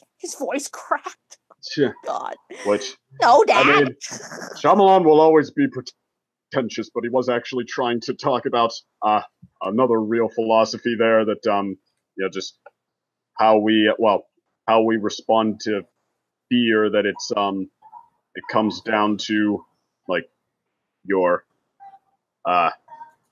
ego, your sense of self, your base instincts, and how wrapped up in them you are. So yeah, your sense of self. That I mean, there's such a thing as too small, too cowardly, too willing to shrink away, but there's also such a thing as too big, too willing to face danger and pain just for the sake of being willing to face danger and pain. And they're all the paladins of Voltron might be a little off one way or another, but there is a time where Hunk's way is the right way. Like, his is not too big, he's not going to insist on facing down the suffering until it breaks him. He's willing to turn the other cheek, or put his own ego aside like that. And he breaks down along like it. He tenses up. He breaks down a lot more slowly than the rest because of that. I guess so. It's like someone who's more self-actualized than we really thought them to be. Oh yeah. Someone who seems simple on the surface, but then turned out to be like, I'm made of much more harder stuff than you would realize. True. Well, I mean, like, harder stuff, Keith and Lance, they're trying to be the quote-unquote harder stuff, but hard is rigid and rigid breaks. Yeah. I guess any other closing thoughts before we take a slight break and catch up in the next 4 episodes? I guess really nothing else. I mean, like, we already gave all our thoughts about like the quiz show and the Blades of Memora plot. This turned like from the fluffiest of filler episodes you could ask for, and one of the funniest to just hardcore intense. Intense. Like, I don't even think like the closest like the these writers even attempted to do so of like their previous shows like Avatar or Korra was really like Korra's PTSD after Xavier during season 3. Yeah. Well, Aang's like overcompensating after the season 2 finale. Like, I won't say Avatar. I Oi, I haven't seen all the Avatar all the way through, and Korra. All right, well, I'll go quiet about that. Yeah. But yeah, Avatar is Avatar, and Voltron is sorry. Voltron, and Yeah, for all I'm the sorry, comparisons, I'm sorry. I know you want to talk. I know you want to talk about it, but I'm trying to adopt a no spoilers policy. Fair enough. Sorry. Fair enough. I'm sorry. And you ain't I'm sorry. seen nothing yet from what I just said. Mhm. But Boy, I can't wait. Mhm. Voltron, though, I think All has this- kind of established its own identity. Oh, I guess absolutely. so. Yeah, I very much believe so. Very much so. Even though the art styles are very similar in the coloring, every character is definitely there's definitely differences in the art style and everything, but it's still the only similarity is like the style of color and the cell. I guess the cell shaded, whatever, you know. Yeah, we'll put it this way: But when still, we they're both started, we were awesome. talking about all the ways that Voltron is comparable to Avatar, and now we're Mhm. talking about all the ways Voltron might have surpassed Avatar. And that is no small feat. You know, Might have keyword, but yeah. right. See, that's the thing. I'm not sure I can agree with you just yet, but you know, I gotta watch all of Avatar first, and then we'll see. But I'm gonna say, just to be fair, I'm gonna say they're even. But who knows? Who knows? When I still have to see all of Avatar and Korra. So Mhm. it's been on my list for quite some time. Mm-hmm. Enjoy yourself. I mean, all great Yay! shows, whatever way you slice it. I'm sure you're going to be able to enjoy them more than I have. Who knows? Well, anyway, you guys talk amongst yourselves. I'll be right back. Okay, then. All right. So I guess we're taking that slight break now. Yeah. Yeah. Or do you have your thoughts, DC? 'Cause I guess maybe. Yeah, I sort of all game. Yeah, I thought these are nice companion episodes. Like a just travel along episode sort of thing. Probably some of the better episodes in the series. I mean, like, well, heck, Voltron's hit so many highs. Best is a pretty tall feat, but I mean, like, I think, these all stand out in their own ways.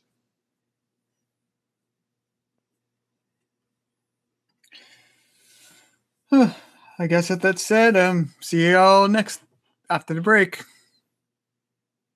We'll be right back with Ching Debo Shink. I don't remember. And the Voltron train continues. Certainly not that much, but several days have certainly not passed. We're just continuing on.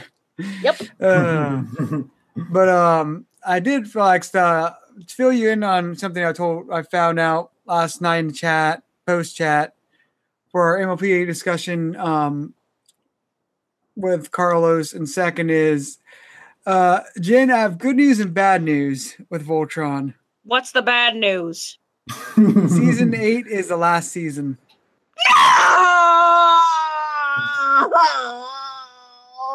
And the good news? Season 8 comes out in November.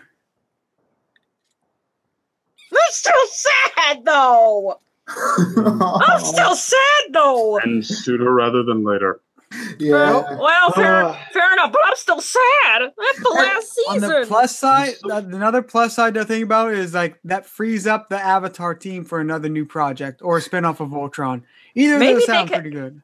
Maybe they're the ones who should take over the She-Ra reboot. No. Even better. Bring back Thundercats 2011. Please. I don't know what That's not going to happen, though, because they have the horrible reboot in its place, which sucks. No. Thundercats really should never be rebooted. I'm sorry. It's got to stay. It has to stay where it is. Wait, have you seen? It has to stay where it is, and it can't. It has to stay where it is, and it can't go anywhere else. Jennifer, Yes. Have you seen the 2011 version? Not all of it. Okay, I confess I didn't see any of it, but I saw it and I was like, no! I saw like they were rebooting and I was like, I was like, no way! Let me just... 2011 I just heard it was I did hear it was like, not so good, so I was like, I know it. No. The 2011 one is really good. Yeah, it's like, it's... It's okay. Let me explain it. The 2011 version of Thundercats is literally what would happen if you mix anime together with the Thundercats, but then also just be like the way that it feels like Avatar, but it's a little bit more easier. It doesn't have like that much like complex like mythologies like based on like Eastern things, but instead like it provides like some real life lessons. There isn't really that many stinkers. The development and the relationships of the characters are actually quite nuanced. Each character has a very interesting and complex backstory, and you can even like the main character as much as like any of the side characters. Like, it's literally equal treatment to, like, everyone. And Snarf doesn't speak at all. So the greatest thing wait, hold it! Snarf doesn't speak? No. Snarf's just like a cat. He's just a does he just cat. say, does he say Snarf? No, no dice! No dice! Let me just tell Snarf was adorable! Snarf was adorable! Oh no, trust me, Snarf is even more adorable in this. Yes, he is. I thought it was so cute. It's like something, Snarf. I thought it was cute. Well, I thought they were trying to play him less as the cute one and more as like the bumbling comic relief. Are they trying to turn him into a Pokemon or something? I don't know. No. No, it's just Momo. More. It's Momo, exactly. He's the Momo in the show. Wait a minute, he's the one that comes and says contract. No. Let me just put it another way.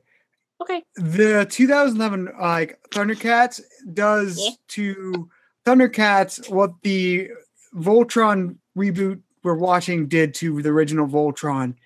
As it completely modernizes. Really? Yeah. So I should give it a chance. Oh, absolutely. Yeah. And another thing, all right. Rhino is voiced by the same voice actor as Terry McGinnis' Batman. So he's voiced. The guy from Boy Meets World, Will Friedle or whatever.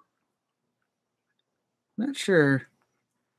Or Ryder's. Wasn't there another one named Ryder Strong? Oh yeah, and also I should probably mention Panther kind of plays like a role similar to Rock from Cowboy Bebop. Like you mean Jet? Oh yeah, Jet, exactly. Yeah. He feels like Jet, like really. Okay. Yeah, he's very Jet-like. He's very like Jet from Cowboy Bebop. Exactly. Okay. Well, all right. I guess it shouldn't be so quick to judge. Maybe give it a shot. But still, I wouldn't mind. I still wouldn't mind this team of the Avatar and Voltron animation team tackling the remake of She-Ra. No, like I agree. Like that's like them tackling She-Ra or Thundercats would have been amazing just because like it's so up their alley to do.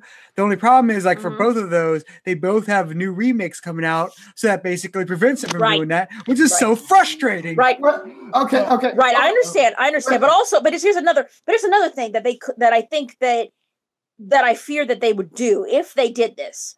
She-Ra would end up, from what I saw, one little screenshot of like what She-Ra's supposed to look like. Apparently, she looks like a teenager, and I was like, oh my god! No, I was like, it's not just that. No, don't make her a teenager, please. The thing is, like, I don't mind animation design. Some people said everything looks bad. It's like, no, the animation design looks bad, but like character design for She-Ra, like she's supposed to be she's supposed to be a Wonder Woman like figure. Like she's supposed to basically represent one power, and she looks like a prepubescent boy with long hair. Yes, exactly. That's why I was thinking. I was like, she looked like a freaking teenager. This is not the She-Ra I grew up with. When I grew up, I thought She-Ra was a full-fledged adult. Don't ask me how old I thought she was, but I thought she was a full-fledged adult. I think the tomboy look can be cute. Yes, the tomboy. Okay, yes, the tomboy look can be cute. Okay, yes, it's adorable on pitch. It's adorable on pitch, and Haruhi from Ordon High School, and also the main kid from Assassination Classroom. Oh wait a minute, that's a real boy. Never mind. It's a trap. That's what it is. Nagisa, he's a trap. Okay, he's a freaking trap. All right, but I guess we might as well move on to some Voltron. Yeah, before that was what we were here for. We're going off the rails on a Voltron train. We're on the space dusty road. Back to On the the old Voltron days. train. We Can't wait to get start on and the end. Voltron train. And we missed them when On they the were Voltron gone. train. But we knew we'd seen a full story. On the Voltron train, like a band of paladins, we Am I fading in go and in out? space. It's like, yeah, it seems like it's cutting in and out on my end. Am I audible to everyone at all times? Yes, no, maybe. You were, but you you're started to turning cut into out a badly. robot. Okay, you're really becoming a Turn machine. into a robot again. All right. Uh-oh. I'll probably pop back in and hopefully fix that. Okay. But Okay. is everyone else ready with the episode up in Yes. episode 7? Yes. Yes. I'm ready. Mm-hmm. Now if we could just load up. It's All right. here. Are you back? Phone. Okay, well, that had better be better because we ain't got time for doing this all night. Yeah. Hold on. All right. Yep. There it is. Okay, perfect. Mm-hmm. All right. Does Now everyone we're have ready. everyone have Yep. episode 7 ready? Yes, we're ready. Episode 7. All right. Press play and. Okay, then. What the heck was Everyone that? everyone press play in 3, 2, 1, play. Uh-oh. Deploy the Avengers! Yeah. New York City, get your superheroes on the line. I like how America's at night instead of like in the morning. Like, Holy crap. The Gora are coming. The Gora are coming. With no warning. With no warning. And there's no one if by land, two if by sea. There's no one if by land, two if by sea. Earth is screwed. All right, ready to jump. Build something that's better. Are you ready to jump straight into the next second part of this? Yes. Yes. Straight into the next. Yes. Let me just find the rest So of how it. many years do we have to go before the Paladins get there? Like 2.5? Yeah, I guess. Yeah, I think we're at 1 year to 2. Well, with 1 or 2 years now, still in the past. Dang. I think. Yeah, that would make sense. Started out 4, then we jumped Here we go. forward 3, and then from 3 we got to the point where they broadcasted the message to the whole world, and because that didn't deserve a time skip, it can't be like that much after. Yeah, that's the thing. And that's the thing. It's like the amount of delays we have because of that garrison. It's like, look at how much time we could have saved if we just told everyone this now. But especially a little bit. This is a little bit of a yeah right moment. Like, okay, the minute the admiral was right about causing a panic, and all of a sudden, like when they broadcast it, it's like no panic. They want to know how to help. I'm like, is this future humanity like the ideal? Is this future humanity? Is this future humanity here? I'm like, okay, if that's future humanity, then maybe there's hope after. Take a step up. Yeah. Yeah. Well, I mean, usually Instead of with like, this oh kind of God, we're gonna character, die. it's not because they actually want to talk about the merits of caution and realizing what you can't trust people to do. It's because they want to do a Neville Chamberlain type of we need to exercise caution and not do the bold and fearless thing and And the you know that rump gets you every time. All right. Are you all ready for episode 8? Yes. Episode 8. Yes. All right. Yeah. Does everyone have it up? Yeah. Yes. All right. Press play in 3, 2, 1, play. And once again, it's our Independence Day. Independence Day with an actually good narrative. True. And here comes Voltron. Just in time to help with the last stand. Just in time to find out what's been going on for the last few years. Oh yeah, she was just gonna be like, I can't escape the Gora. I can never escape the Gora even when I'm trying to get a vacation from all this war talk. Exactly.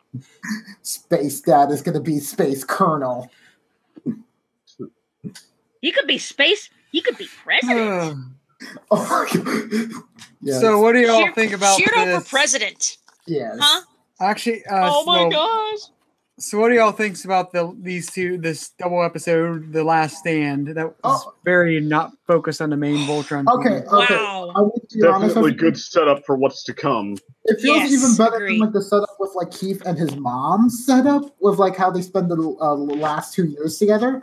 Like this is like, oh, this is what World of the Worlds would have been in our time now. Yes, Like it was some agreed. sort of narrative. Like that's just how good it is. Exactly. And this is, I was just completely just transfixed by just all the events and that's going on. Mm-hmm. That's going on with just, Golra and going and attacking Earth and then Earth making the stand and such, and couldn't help but feel like sad, and I'm like, oh my god, this is sad, this is terrible. And but kudos to Commander Holt taking a stand again. This is why Pidge is awesome, because she is from awesomeness. And wow. And also, okay, I cannot help but make this comment, but kudos also to the artists for having more darker skinned characters in their different ranges of color as for characters. And so yes, big kudos for that. Yes. Well, like I was saying before, like it's not like the issue people say like, oh, things politically correct. It's like, no, it's just integration that feels naturally versus integration that feels forced. Agreed. And very agreed. You took the words right out of my mouth. Perfect. Because here, like this, like completely makes sense. Like why there would be a racial group, because Galactic American is like, it's not like, I wouldn't say NASA, but it's like sort of like an international, so like the International Space Program, where it's like involving multiple like nations working together to explore space together. Apparently after World War III, so everything's sort of chilled down some. After World War III, they're like, you know what? Maybe we need to stop doing this. Yeah. Okay, so after all of us die, we can rest knowing that things are going to go upwards for a little while. Yes. So this could be a potentially, for relations, this could be a potentially bright future. Mm-hmm.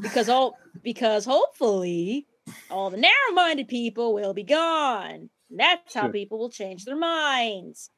But then all of a sudden, if it's terrible, then all of a sudden, if it's like when the goal we're trying to conquer us, like we're like an Independence Day and such, that's the only thing that would suck about it.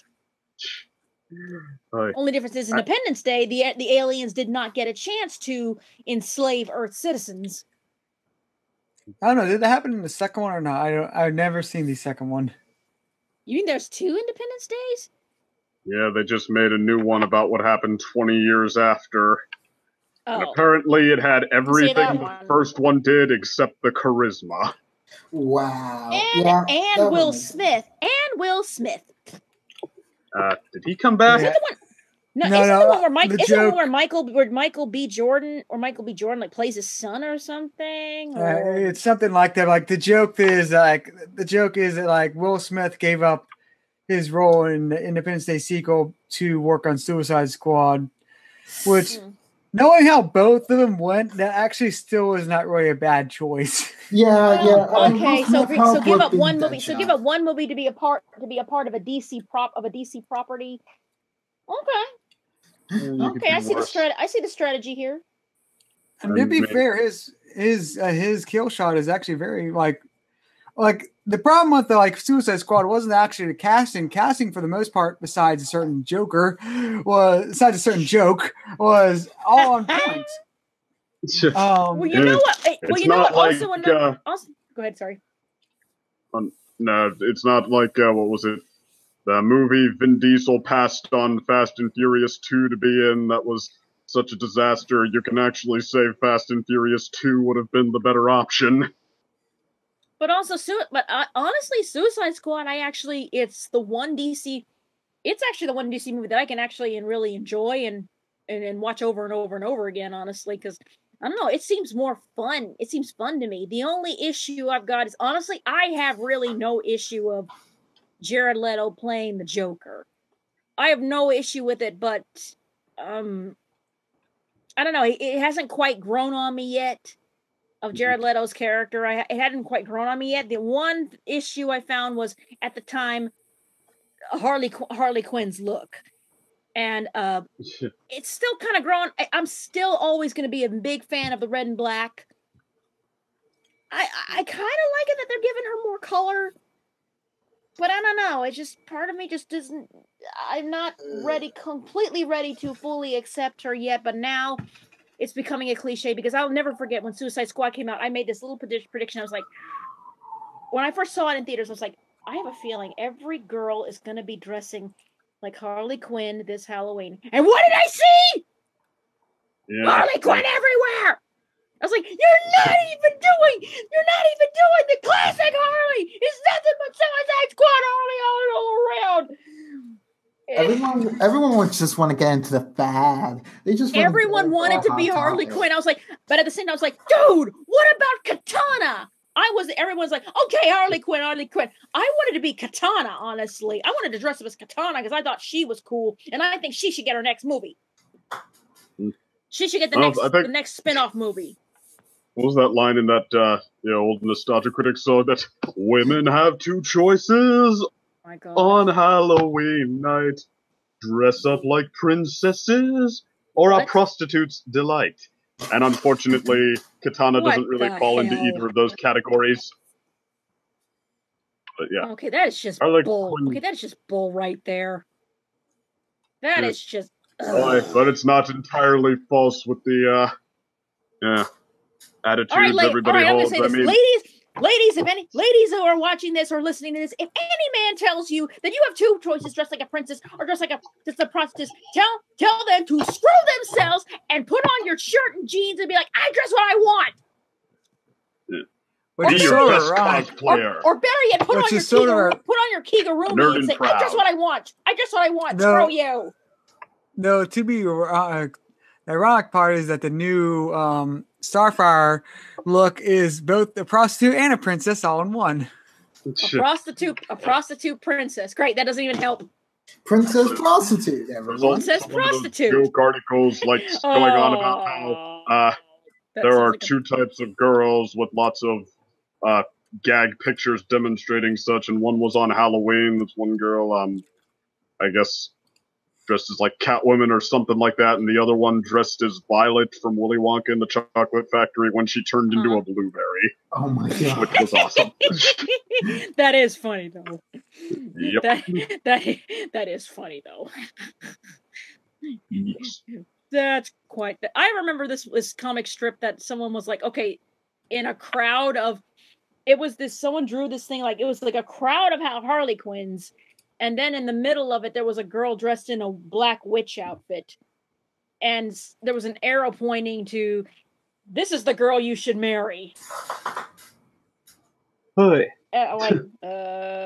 Okay, whatever. I mean, I think Suicide Squad Harley Quinn look, I mean, it was like that combination of, erotic in the exotic way to be like the look of the year. But I mean, that's...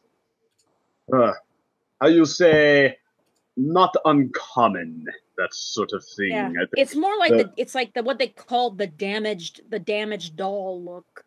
Yeah, like original Harley Quinn. I think of the Jester outfit, the Harlequin outfit. Yeah. That's like trying to make that, kind of cute and all of the above. Like, I mean, that's something that does stand out a little more. I think that's, if I had to guess, and I've been wrong before, I'd say that's the one with more staying power.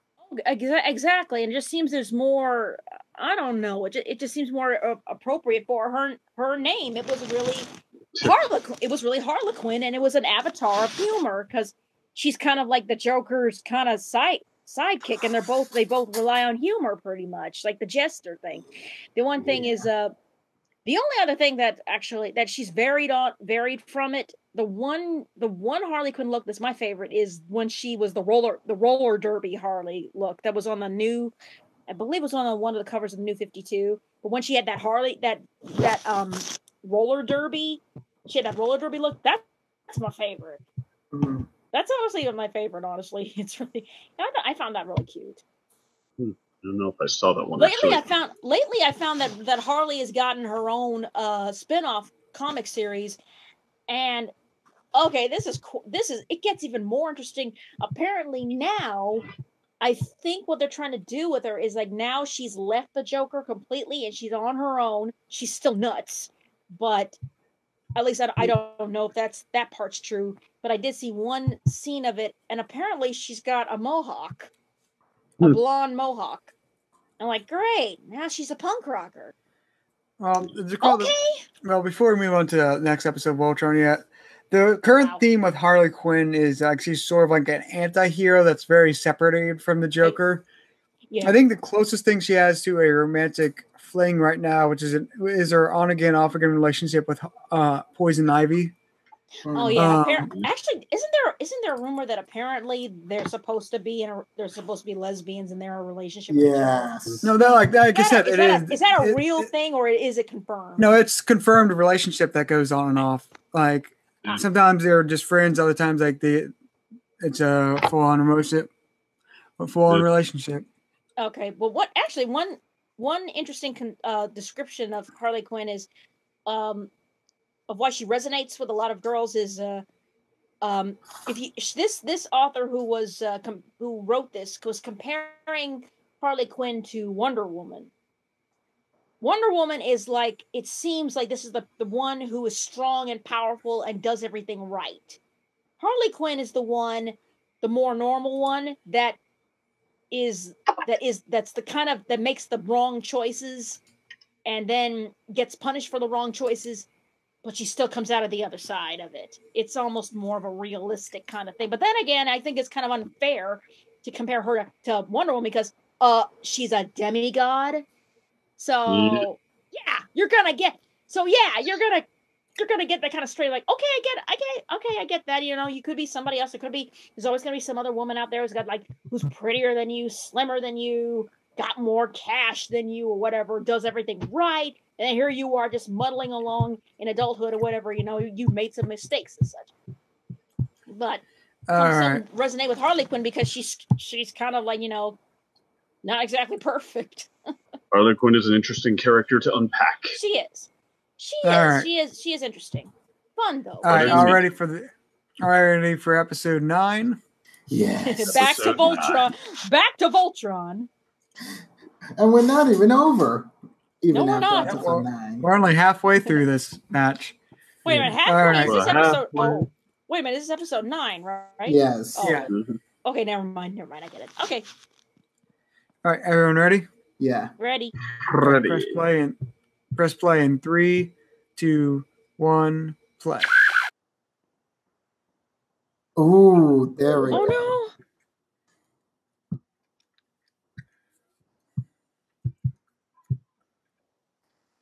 Dang.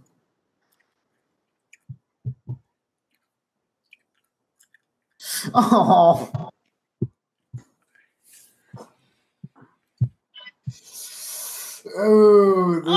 Oh, that hurts.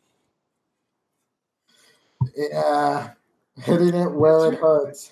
Yeah, it's I haven't really gone over death counts, but even if the Galway's main thing was to enslave more humans and kill, it's like all the destruction they did, like easily 1 billion people probably died. Probably. Probably. Like, I would say most of Earth is still alive because their main goal is to like enslave civilization and enslave and like force them to work.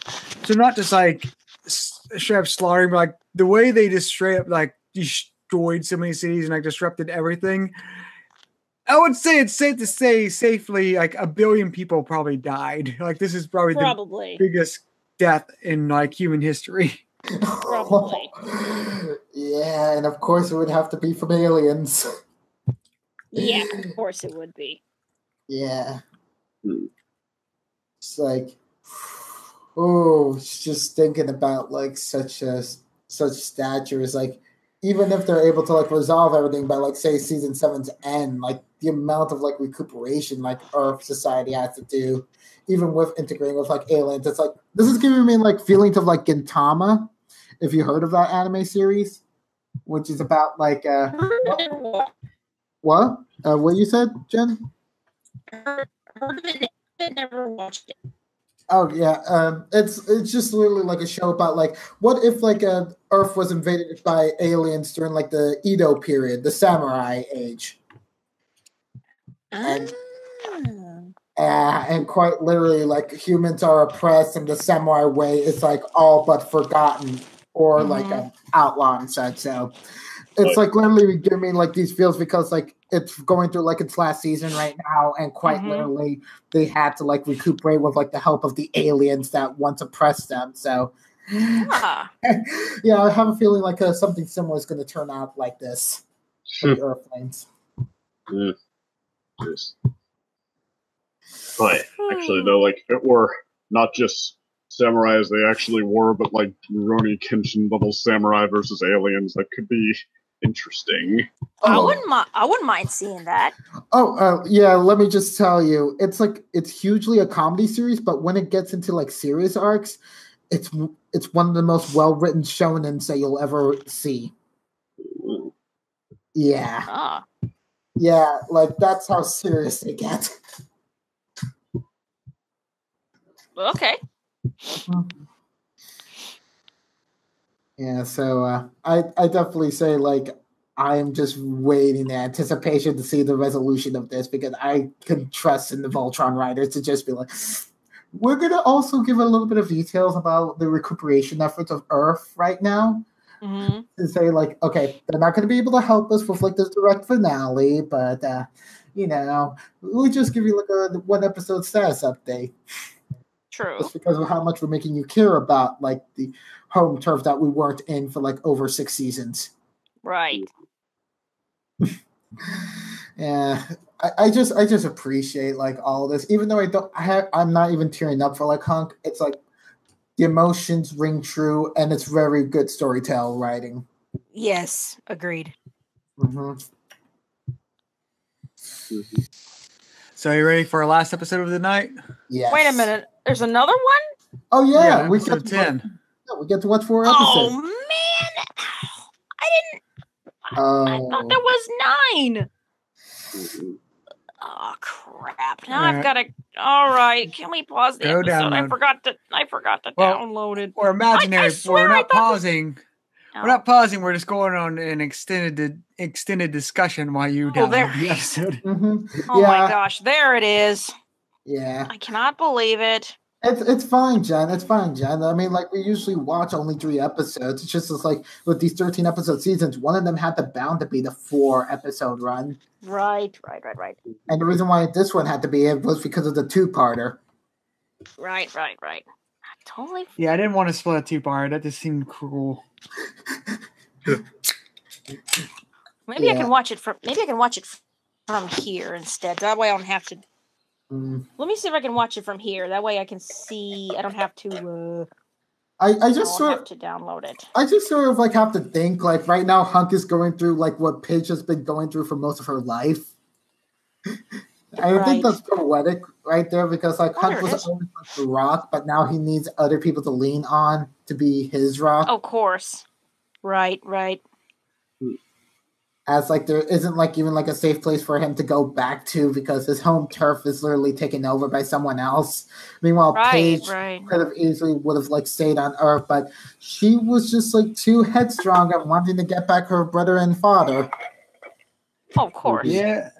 Don't mess with the Holtz and their family. No. I sort of like really like how like Paige's family is like the very stereotypical nuclear family, while each of them have like a huge development. But like Lance and Hunk's families, on the other hand, it's like I'm not gonna say like okay. Honestly, it's like a bit of like Indian like family traditions, while Lance is all about like Latino family tradition of like everyone's together, like it seemed Hunks was almost the same way. Oh no, yeah. It's like there's similarities between them. Like they're not like completely the same.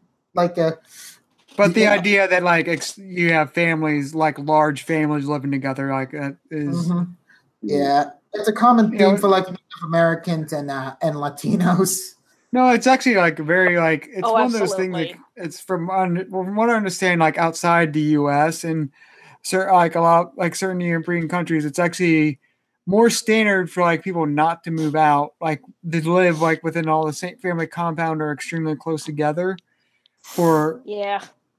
at least not like all the family, but like closer family, like cousins, like cousin, grandparents, parents, like all like the uncle, aunt, like nucleus live all together sort of thing. Instead of the US where it's like everyone's like, you get a house and you get a house. How do we pay for it? Debt. Debt.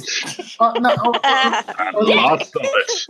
or like the common theme of like, once you get to a certain age, you can easily move out and start your own family. That won't be a problem, right? And then the whole of the family wants to get all in your business. Let me just answer, like, as a millennial, let me answer that, like, respond to that idea. That sums it up. Ninja is laughing. Oh my God. He's creepy. This is the end of times. This is the end of times. I mean, like, I never heard you laugh before, Mr. D. This laugh so points in this react. Let me enjoy. Sarcastic move out. laughter, then. Move out and start your own family. Like you'll get a job. Like you'll get a job right out of college, no matter what you went for. It's like, and you'll get like making. It's like, that's not really how it works. And you into it, saying that the alternative is that Rodney Dangerfield line. Yeah, life is tough, so move back in with your parents. Let them worry about it. Oh, hilarious! Oh, actually, I think I just downloaded it. Sweet. Huzzah! Oh my gosh, there is a benefit of watching them on this phone, because I can actually download it and still stay in Hangouts. Sweet. Versus being on the laptop, I had to get out of Hangouts in order to download it, and it downloaded it quick. And it downloaded it pretty quick, so there's an advantage. Not sucking. This is strange. Yeah. I know. Is it the end of times? All right, but Okay. are you Now all I'm ready ready. for the next episode? I'm ready. Let's do this. All right. Let's Finish this. Number 10. Let's finish this. Let's go bed 10 on this shit. Red All right. We have this. Okay. Another show has not escaped the horrible reboot trend. Oh yeah. Of course not. Of course not. It's always been plagued with it. Yep. All right, everyone ready? Mm-hmm. Ready. Let's do it. Press Let's play do in this. 3, 2, 1, play. Oh shit. Oh my god. You can't tell me that was Oh, come on. blue balling us. And that would be where you Now leave that's us. yep for the last 3 episodes.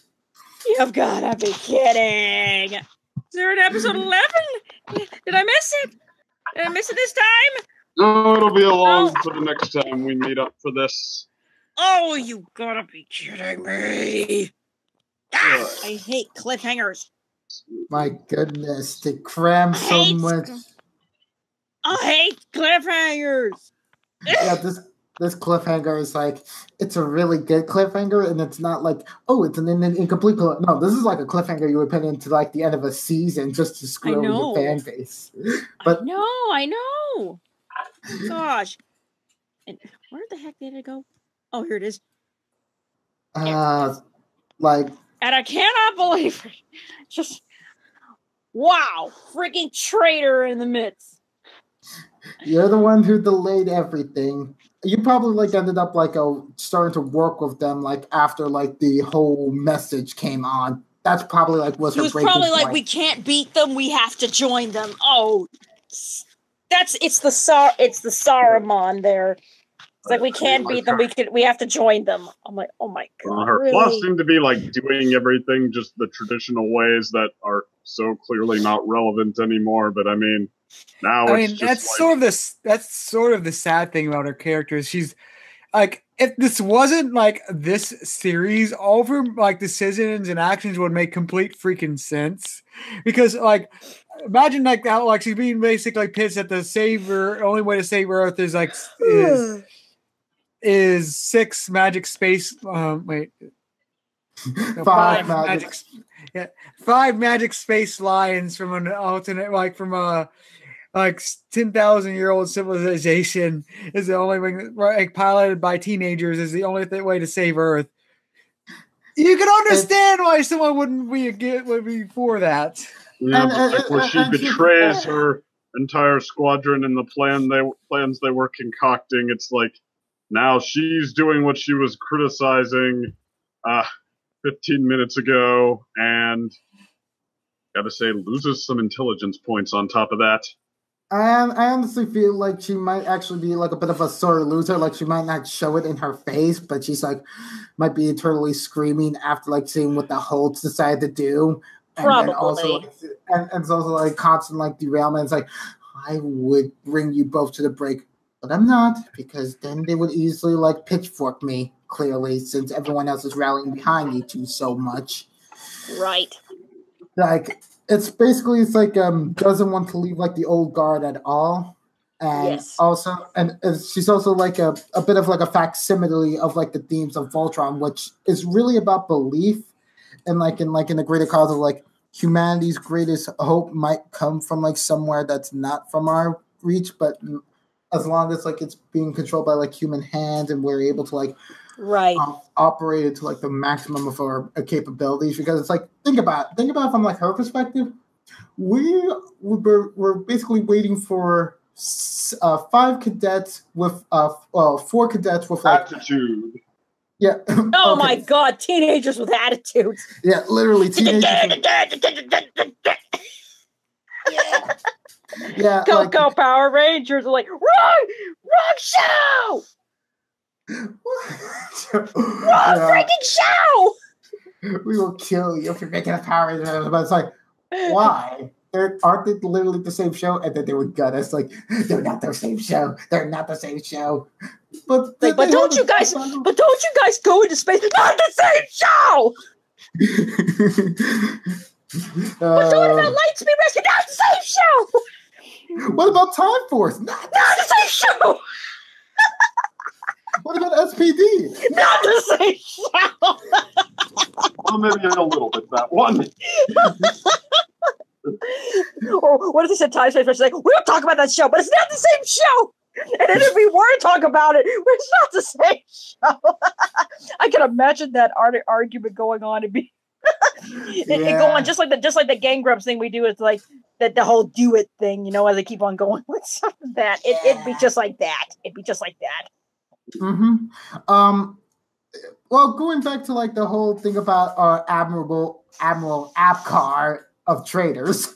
Are you talking about Akbar? Akbar, yeah, Admiral Akbar of traitors. That's the one who's like, it's a trap. It's a trap. Okay, that's the one who says it's a trap. Yeah. Okay. Yeah, like I don't even know what that thing's name is. I just know it's like it's a trap. It's a trap character. That's all. But okay. Yeah. You're saying. Yeah.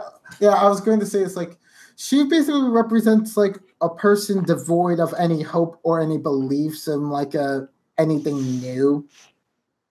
She was like really her character design and the fact that she never smiles, doesn't show any emotion, didn't tip you off. Yeah. The fact that she kept contradicting everything Holt had said. Everything Holt had said, I'm like, she's gonna be a thorn in somebody's side. Boy, everybody's. And it's like, then again, it's like some of the cadets also have that sort of similar problem with their facial. Well, yeah, pretty much. Except Veronica. Yeah, Veronica is very. No, she's not cadet though. She's like she works in the control. She's like information officer or something. Like she handles like the control console stuff like that. She's not one of the pilots. Yeah. I mean, well, what about Keith's rival? What about Keith's rival? He's certainly more talkative Griff. than Griffin? Yeah. Is that the one? Yeah, Griffin. He's the one that punched him, Yeah. right? Ah, okay. He's like, I punched your. He's like, I punched your fit. I thought he was gonna say something. It was like, well, I punched your pretty face once more. I wouldn't want the goal. The only one who gets to punch your pretty face is me. That would be a nice comeback line. Oh, that would be hilarious. Mm-hmm. That would be hilarious. But that'd be just like ill timed though. Hilarious, but ill timed. Yeah. I've certainly been through some of those scenes in some video games. Hint, Persona 5. And also, no one punches Keith's pretty face. I'm just not like thinking like this makes me think about Keith like and how he actually has been through like a bit of like a hyperbolic time chamber, right? For like 2 years, right. Because now he has the goal. Now he has the kind of goal remark on his face. He kind of got that after fighting Jiro. Oh, okay, that's right. That's right. Yeah. I thought it developed, but he got it. Okay. Yeah. Okay, fair enough. Yeah, then again, we were all confused because of our tears that were clouding our eyes during that scene. Oh, yeah, that's right. I couldn't see anything over the blur of tears. Yeah. But it's just like time and time again. It's like these paladins show like they're not like the strongest people, but like they're like the ones for like the most innovative chances of like coping and adapting to like their situation right for like so long. And it's like, and that's the biggest thing like the show has for like its theme. I'm just really glad to see like the show is building up to like a finality of sort of like it is, and it's gonna be no doubt epic. Yes. It's like hope beats all. Hope triumphs over despair. I hope it does. Yeah. That wasn't intentional, but that's okay. But it's all right. We have hope. Like, what do we have? We have hope. Rebellions are built on hope. Yeah. Yeah. I just bringing all those thinging up memes over up in here. Such. Let's see. Anything else? Can we talk about like the Earth of basically how like literally everything's been destroyed and probably like a lot of people like in the major cities are literally dead, but like the stragglers who are living like in the low-bearing areas that weren't as important probably survive and are the ones probably like going to the mining factories, which is right. Yeah. I mean, this was like such a known possibility. Just go after Earth. I mean, it makes you wonder why Zarkon himself never tried it. Now, here's the thing. Here's the thing. It's like Earth was like not in the territories that they were exploring yet. Like they were exploring more of like the greater unknown universe that they wouldn't even be able to pay attention to us until we finally got ourselves like a line that started talking. And even then, I mean, like.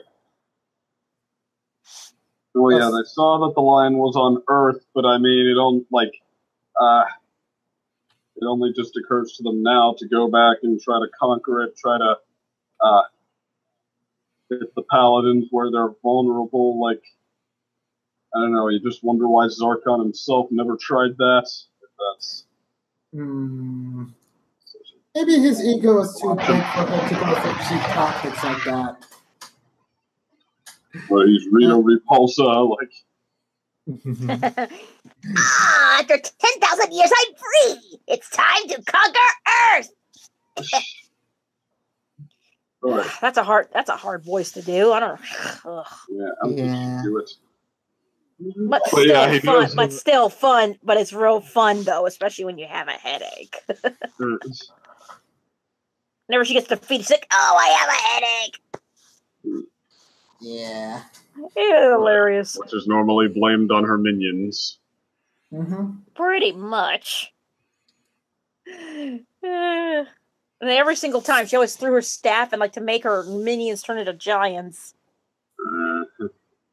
Yeah. The plans were a bit repetitive, but Yeah, pretty much. Yeah, but then again, that's the Sentai way.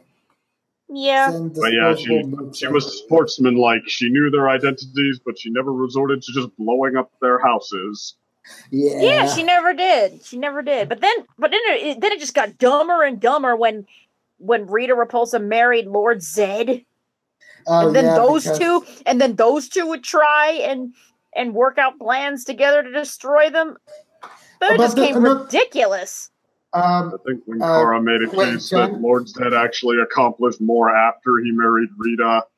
Yeah, actually, yes, that's the whole thing. Like those two are just more like the odd couple of like villainy, honestly. Mm-hmm. Yeah, I mean, then again, it's like Lord Zed apparently had a thing for women like Rita. He just didn't know that he would go for her. I thought Rita gave him a love potion. No, I know. Yeah, I don't even remember how that crap happened. Yeah, I don't even remember how that train wreck happened. What, she gave Zed a love potion? Uh-huh. Yeah. Well, he was hibernating or something like that. And that's how she got him to marry her. Yes. Yep. Okay, that is the instead lamest. Of banishing her right into space again. That is the lamest thing ever. I wouldn't think so. It kind of fits with like the whole evil motif. Like, I force you to be in love, even though like I'm clearly actually a really good mate. I know, but it's just dumb. It's old Power Rangers. It's old Power Rangers. It's supposed to be dumb. So, yay. But still be a really hilarious cosplay. You run around, you see a Rita Repulsa and Lord Zed running around. Even better if you dress your kids up like that. Ah, crap! Another reason to have kids. I mean, not good enough. Nope, not good enough reason. Never mind. That reason's not good enough. Never mind. Forget it. Hey. Well, I'll tell you one thing. This like whole brand of Voltron episodes just left me just so speechless. You know, They keep managing to come up with something new. Yes. When's the next one's coming out? I gotta see what happens. Well, we'll talk about availability like next time. But I guess with that said, are you already any other final closing thoughts? We were talking about diversity that fits before, and that's actually an interesting point. Like, it's the military where they're drawing from a pool from anyone, and like all that matters, literally all that matters, is who happens to be the most naturally talented for this stuff, and yeah, who's got the brains and who happens to be able to do the job. Yeah. It's definitely nice. It's definitely nice just seeing like a well-rounded cast of like Earth characters that literally fought, bled for, died for, still fighting for. What do we want? A planet worth fighting for. This is going to be an odd comparison, but it kind of reminds me of like how things like boxing was one of the first sports to be quote unquote inclusive and equal opportunity, because even though a lot of people in the audience, especially like early 1900s, certainly had people that they personally wanted to win more than the other guy a lot of the time, like you think? What the bottom line often came down to is, okay, there's not like a team where you can just sort of fudge who the best person for this spot or this spot is a little bit. It's like, okay, which one guy is better is which one guy is better, and you know, the audience, the people gambling, making bets, of all things promoting equal opportunity. They want to know who they want to consistently know who they should be betting on. They want to get rich more than they want to Right. be all racist. So, I mean, yeah, like so a lot of the time, well, I mean, granted, like there were arbitrary, like, attempts to enforce lines early on, but yeah, when somebody, besides your typical white guy won the title, there wasn't like some kind of Montreal screw job the very next day to take it away from them. It was like, okay, no, we need to find somebody who can legit do it because, like, it'll be too obvious if we fudge it. True that. We'll screw over all of the betters, and then they will swarm the premises and murder us in our beds. True. All right. But I guess any other closing thoughts before we take a little break before the final bit? Wait a minute. There's another one? Oh yeah. This is only episode 10. This is like Wait a minute. Wait a minute. You didn't say anything about an episode 11. Wait a minute. Hold on. Don't tell me there's an episode 11. We gotta pace ourselves. Wait a minute. Yeah, the whole season's out. Wait a minute. There's not an episode 11 right now. Is there? Yeah, there is. Hold on. How come I'm not seeing? How come I'm not seeing it in the list? Of the. Not literally right now. We need our sleep right now. Sleep is for the weak and untrained. We return from our very short break to finish out the season. And they managed to convince me that sleep was not for the weak and untrained. Hey, it is 2. I'll prove it. I will put the hay in the apple and eat the candle.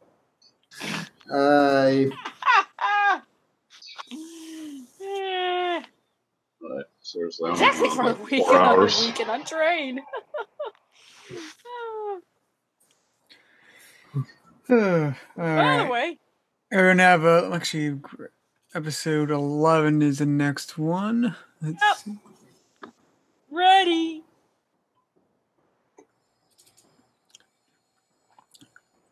Point out myself.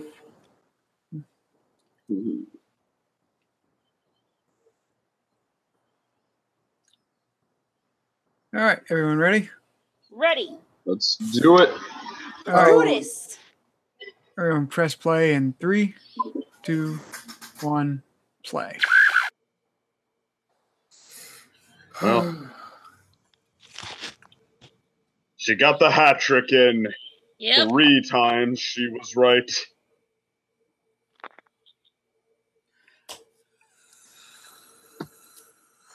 Dang.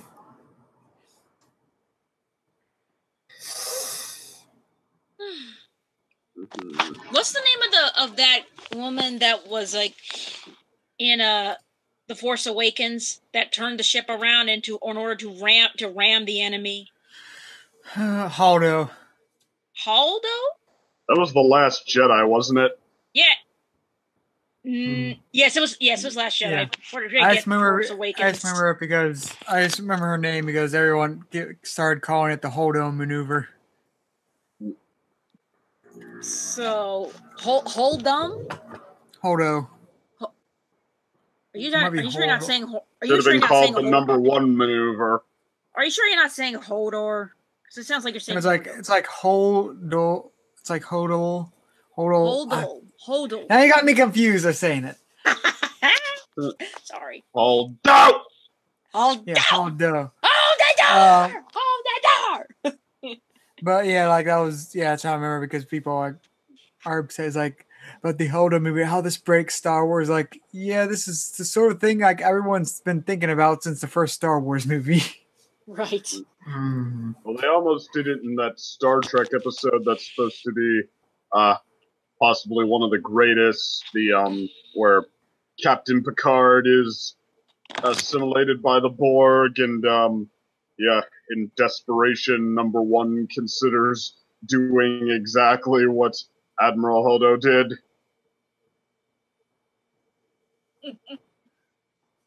Which The Holdar maneuver. Which he doesn't, though, because that would mean that Star Trek: The Next Generation would be over. Yes. Yeah, that's the one thing everyone agreed. Like, though, that's one thing everyone I find seems a lot agree with is it really shouldn't have been. It should have been Admiral Akbar that did that thing. You think so? It You is- think it should have been Akbar? Yeah, Admiral Akbar. He deserved to set a trap.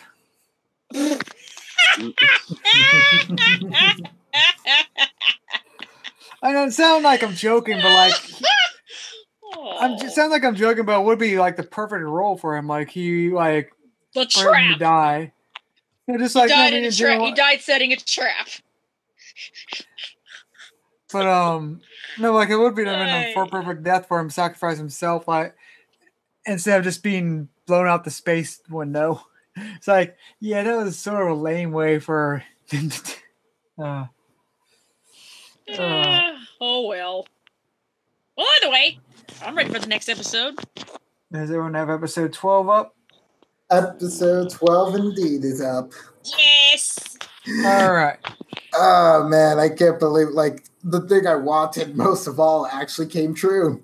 Well, there you go. Yeah. All right, Dreams everyone. come true. Everyone press play. Everyone press play in 3, 2, 1, play. Wait, I thought this was a two-parter. Uh-oh. Oh God. What?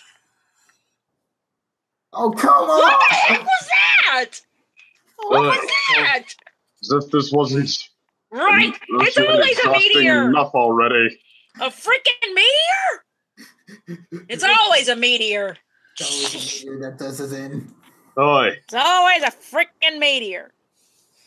material couldn't get any meteor. Da-da-da-da-da-da. Ready That's for the second. Ready for the last episode? Yes. Do it. Yes, yes, yes, yes, yes. Does everyone have episode 13 up? Yes, yes, yes. Yep. All right, press play in 3, 2, 1, play. What? An Altean. Oh. Using Lotor's legacy. Oh my God. Wait, Oh my- wait. This is literally the Met Lotor! Get... No! We're Lotor's at it taking again! inspiration from him. Well, Lotor's at it again! I knew it was again! Well, no, we don't know for that. But I would still say it's most likely Hagar because it was established way back, like earlier in the season, that then they went to investigate the colony that had all the Alteans. What was Hagar gone. did too? What Hagar did too? No, like back when they met that one Blade guy, he said, like, did you investigate the colony? He said we did, but it was it was like nothing there. So it was already taken away. So someone took it away between when they were gone. So it was probably Hagar. Could be. And it sort of makes sense that this was a suit, like the way the weapon is used, because it was revealed that the special quintessence, which is like super strong, was coming from Altean sources, and well, it's literally straight from the Altean in this case. Right, and then Hagar was like all about like absorbing like quintessence. Yeah. So there's really two ways I could see this. Actually, probably a third way, which mixes it. First one I feel is the biggest one is Hagar took the colony and she's basically tricking them and working with them to form her own sort of new power force to take over the universe, because like she's not Galra at all. So like her claims like with the KX at Galter, she's trying to get her own power with it, and like getting these super weapons through Altean power, which she's got new upgrades to her magic through, makes sense. The second way I could see it is, I remember that alternate universe we had, which was taken over by evil Alteans.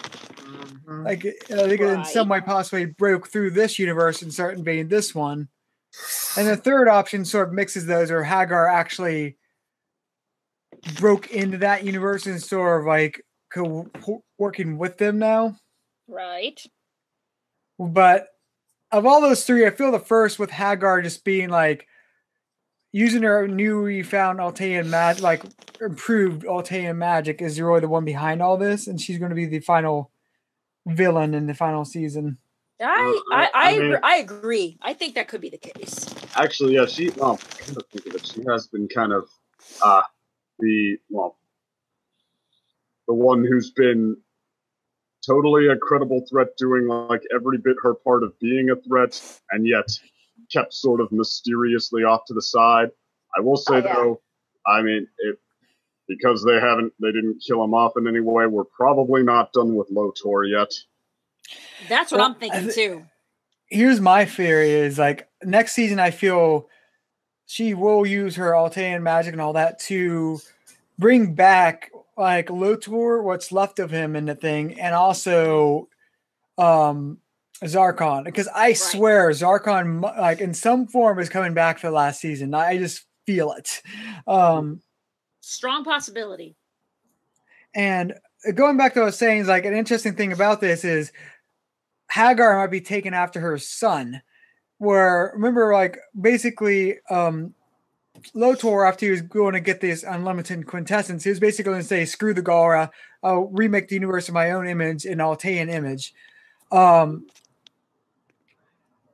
Hagar, like, remember after like they all disappeared, she disappeared even from like her own wizards. They followed her last order, which was to hunt down the Blade and the allies of Voltron, but she disappeared from them. So it'd be interesting if she's essentially disowning her Galra forces now and focusing on her own Altean forces. Interesting indeed. Also confusing though. Well, it'll all make sense next season. And when does it start? November. Apparently November. See, October, November. Remember. The 5th of November. The gun treason and plot. I know of no reason that the gunpowder treason should ever be forgotten. But we're going to have to alter that to the whatever it is of November that it actually starts. The Voltron Pact. It's the Voltron. It's the Voltron Pact. Hey guys! I just realized something. What that? Pony season 8 is going to end by the end of October. Perfect replacement for November. True. Out of the frying pan and into the into space picnic table. Into space? Out of the frying pan and into space? How about that? It seems more fun. Mm-hmm. Well, we'll all find out. We'll all find out in November. And honestly, not that this Voltron hasn't been a wonderful ride, but after these last 2 episodes, after these last 2 nights, I welcome the break. They were exhausting, yeah. And also the sheer awesomeness is like, I need to like, I don't know, sit back and watch cat videos or something for the next few months to like kind of calm myself down. I mean, this is it's too much brutal to watch, like just all the just like every hit they have to take, and like the way they emphasize it. I mean, it feels like a war of attrition, and that it does. And oh my gosh, they did this so well. They did this so well. I have not had this feeling, all the feelings of a season finale in so long. And it delivered on every single thing, honestly. Not since the last season finale. Okay, every season finale has done this. Every season finale has done this. But I don't know, just something about this one I don't know, it's just like it combined it all together in one. Every season, it seems like everything was building up towards this epic thing, and I know we're not even done with it yet. But still, I'm like, oh my god! I was like, normally I hate hiatuses, but I'm like, you know what? I'll take it. I'll actually take it for this time. Mm-hmm. Oh, because if this season is the last season, then prepare. Then then the gloves are going to be off. The guns will come out. Everybody going to be swinging. There's a freaking new Mac gun. There's the Atlas. Atlas! Oh my god! I need to like. Oh. Talk amongst yourselves. I can't hear you now. All right. Okay. As for me, for my own geek out, oh my god, the Atlas trumped Voltor's like own Voltron, and I never thought it was possible. But there we go. Kind of didn't, but it was kind of stupid. It was kind of stupid how it was kind of sad at the same time. Because like, why is it so big? It's like it's so big, but at the same time, I was like, why is it so big? I'm like, it can't move as fast as this stupid little fly down here. But it's like for me, it's like it literally gave me like the triumphant flashbacks of the Astro Mega ship from Power Rangers in space, when the actual spaceship that like Andros is like riding on combines with like literally a rocket ship in order to form into this gigantic Megazord, and I'm just like, oh my god. Andros. Andros, one of my pathetic teenage crushes. Aww. That was a ride down amnesia lane. Okay, but like seriously though, when it came to this season, I'm like being like, yeah, we're not gonna give you any kitty punches. This is literally like extinction level of events. Like literally, like if the planet goes, you're literally just gonna be like running on fumes until like you're gonna be dead. Sort of type of territory, which it's like. I can even imagine, like, what would happen if they'd be like, "Well, Earth has been destroyed." Yeah. I hope they don't go that route. No. I don't think they would go to this route after what happened here. But I'm just saying, like, I could have easily imagined, like, them being like, "Oh, the amount." This is kind of the season where they brought the fight to our backyard and made us, sweat out all the stakes there instead of. Yeah, making it some imaginary, like the stakes of some imaginary races that, like, we can't. Yeah, they're at risk, but because we can't personally feel that as much, it's more like quote unquote fun fights. Mm-hmm. Yeah, but then like as soon as like it reaches to like our home turf, learning about like this world apparently went through World War III, and like seeing how high tech it is, how involved like the space program is, the secrecy involved with it was kind of sort of due to the admiral herself for like when Shiro was first caught there. Just learning so much backstory. I know. I tell you, this is what a certain fantasy of a certain president is. What the Space Force is like. And now be surprised if he's watching right now. And I'm also now wondering, like, he's probably gonna make an Atlas. He's just probably thinking like it's like the best thing ever. Who cares about Voltron? We need to make Atlas. That is the thing that is realistic. Yeah, but here's the problem with Atlas. If you're so big, you can't move as fast. That's the one thing about the Atlas. So I was thinking at first, he's like, it's gonna crush you, but I was like, no, it's so fast, like a freaking fly. Yeah, the thing is with Atlas, I don't think Atlas is supposed to be a replacement for Voltron, but it's supposed to be a replacement for the cast. It's supposed to be a replacement for the Castle Lions, where it doesn't seem as defense heavy as the Castle Lion, but like it seems a lot more offensive heavy. So whenever like we'd have the Castle Lion attacking Galra cruisers, this is going to be that on steroids. Yes, but I get what you're saying. I totally get what you're saying. I get you now. Oh yeah, and that makes perfect sense. Yeah, like the Castle of the Lions was like, okay, we gave up like our initial form for like the last 10,000 years and such, and I literally became a crystal heart, and which went just into like the human technology. It's like, yeah, Voltron is really quite bleeding dry. We're gonna need to actually do something, and then it's like time for me to imitate Voltron itself and become a defender of the universe. But also, this is another thing. DC, you were talking about Hagar being the main villain of the next season. Another reason I think you may be right, because if that crystal, she may be like looking for those kinds of sources. That way she can make her own army just like she did there. and with the sources of the Altean magic, and of course, like she's going is going to get as much as she can and such. Yeah, which would almost kind of make sense of why that thing was draining the quintessence out of Voltron so much. It's pretty much quintessent. I'm going to call this intergalactic quintessent mosquitoes. That's exactly what they are.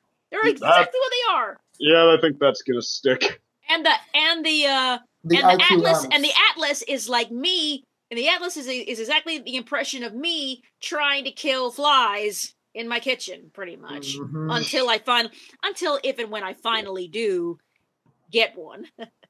Okay. I seriously am just like thinking like how this series has moved on from like Zarkon, the initial antagonist, for like up to like season 2 with like him being full Gora, to Lotor back in season 6 being like half Altean and half Gora, to now being like, hey, remember that alternate universe episode in which like the evil Alteans were the main threat and literally they were like quite devastating? Well, now that's finally happening in our reality, in which like most of the Alteans are literally Mechon from like Xenoblade Chronicles, in which quite literally they're being put into these machines and acting against their wills, being servants to the almighty Hagar. And it's just like... It's gotta be. It's gotta be. It's literally Xenoblade Chronicles now. And it's like, the fact that you made me compare it to one of the best JRPGs of all time. Voltron, you're doing... Oh, you're not comparing it. You're saying that it literally is that. Yeah, it literally is that. It literally is that. That's literally... Is that a good... That would mean that is its title and it is in the same franchise, and my point is grammar. Is that a good thing or a bad thing? It is like a mind-blowing thing, in which I haven't seen it be imitated by any other media so far. But anyway, okay, we think back to like all the other high point season climaxes. Like the ones that stand out the absolute most in my mind are Zarkon's downfall, which was like a triumphant coming together of the paladins to form just this transcendent fighting force. Just completely high on the togetherness and the valor and the adrenaline. It was a triumphant battle charge in essence, and then the Lotor thing, which was, I guess, actually, that was almost like a little bit of both worlds here. It was, it was Keith taking the reins, so I guess there was a little bittersweet thrown in there, but also a little bit of brutality that, they have to stick it out through Lotor kind of stomping them first, and then come back and beat them. And then this took it to a full-blown war of attrition. Like instead of the triumphant battle charge or like the bittersweet spun into a triumphant battle charge, now this is like just completely having to sweat out all the different ways that this is breaking them down and just like pushing it to the absolute limit. This is, it is just, every bit as skillfully, nail-bitingly exciting, but this time in sort of, if you're a connoisseur of thrills and almost a different genre of them. I also like to give a bit of a... beads of sweat on your forehead kind. Pretty much, yeah. I like to give thrills. I like to give an honorable mention to season 5's finale for just the surprise death of Zarkon. Right. Oh, you mean Lotor and Zarkon's duel? Yeah.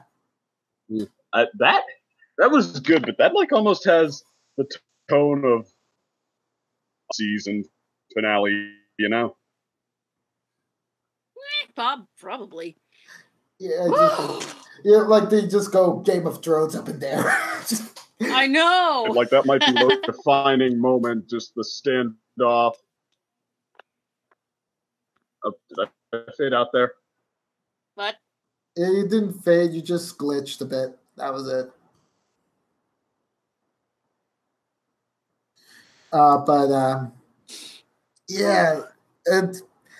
It's definitely like a wild, wild world the Voltron has with like Okay, I need to seriously remember what happened in the season 1, 3, and 4 finales right now. Because, yeah, that is... It's all an excuse. It's all an excuse just to make you watch them again. See? This is what Netflix wants. They want you to have the subscription. Exactly.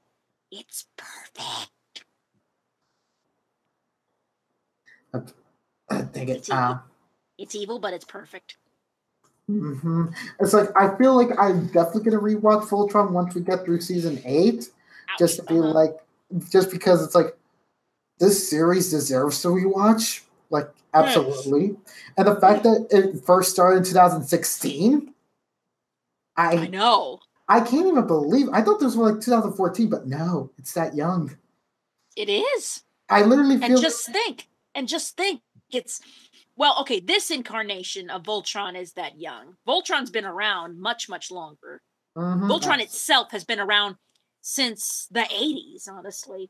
As a matter of fact, technically, it was the first anime I actually ever watched. And I remember being possibly maybe five years old. And that's a long time. That's a long time, kids. But it's been around for quite some time. But for this incarnation here, it's wow. Okay. For this incarnation here, it's just been hit after hit after hit. There hasn't been. I don't think there's been a Voltron episode that we haven't liked or anything. Would you agree? I mean, I would say I think there might be some episodes we didn't like, but they're very rare, very few, and they're not really bad. They're just okay. Yeah, we haven't gone to the Great Divide yet for episodes. Okay. Fair enough. Like literally, and that's like an astounding compliment you can make for Voltron. Absolutely. Yeah, like seriously, it's like damn pretty well like all-star casting, all-star like lineup of episodes. Yes. All-star animation. Am I audible? Yes, you are. Yes. Okay. Yeah. Oh, and also I think like I was gonna say to DC comments, like it's wild for me to think that the episodes I remember coming the closest to not liking or at the very, very beginning. I mean, it's still wild for me to think that, starting out, I wasn't sure this show was going to be all that much. Like, I thought it was going to be Avatar's redheaded step cousin almost, that they were, creating characters that were, I think I remember saying at the beginning things like Sokolite, and, I mean, this has, and now I think it's, kept it going every bit as strong as either Avatar series, and now officially for longer. This could be Avatar's twin, or Avatar's successor, even. You know what? In this case, if it is the successor, in which the student has become the teacher. Yes, I honestly believe that because, like, quite literally for like Avatar, the episodes that are comparable to, like, say, this finale, they have the Black Sun and the actual series finale for the Last Airbender. But don't tell me. I'm not gonna. Don't tell me. I haven't seen it all. I have to go through it all. No, I know, but it's like this finale trumps both of them. Whoa. Whoa, that's a big statement. I'm not the biggest fan of Avatar, but even I can say, like, with Avatar's like quality of writing, like Voltron is sort of like, okay, it's easier for you to like go through it without like any sort of like disconnect, like even if it has a bit of an anime aesthetic, it's like, this is like a fantastic cartoon that you would let your children watch anytime, and they would completely understand about the gravity of the situation. Right. Like, this is like something it's like everyone could like sit down and just be like, oh my god, this might have something for me. Sci-fi lovers are just going to be like, well, I think I might have found a new sci-fi show to like dig my teeth into. Oh, of course, absolutely. General animation fans are just like, huh. So this is one of the heroes of Netflix. Got to keep that in mind.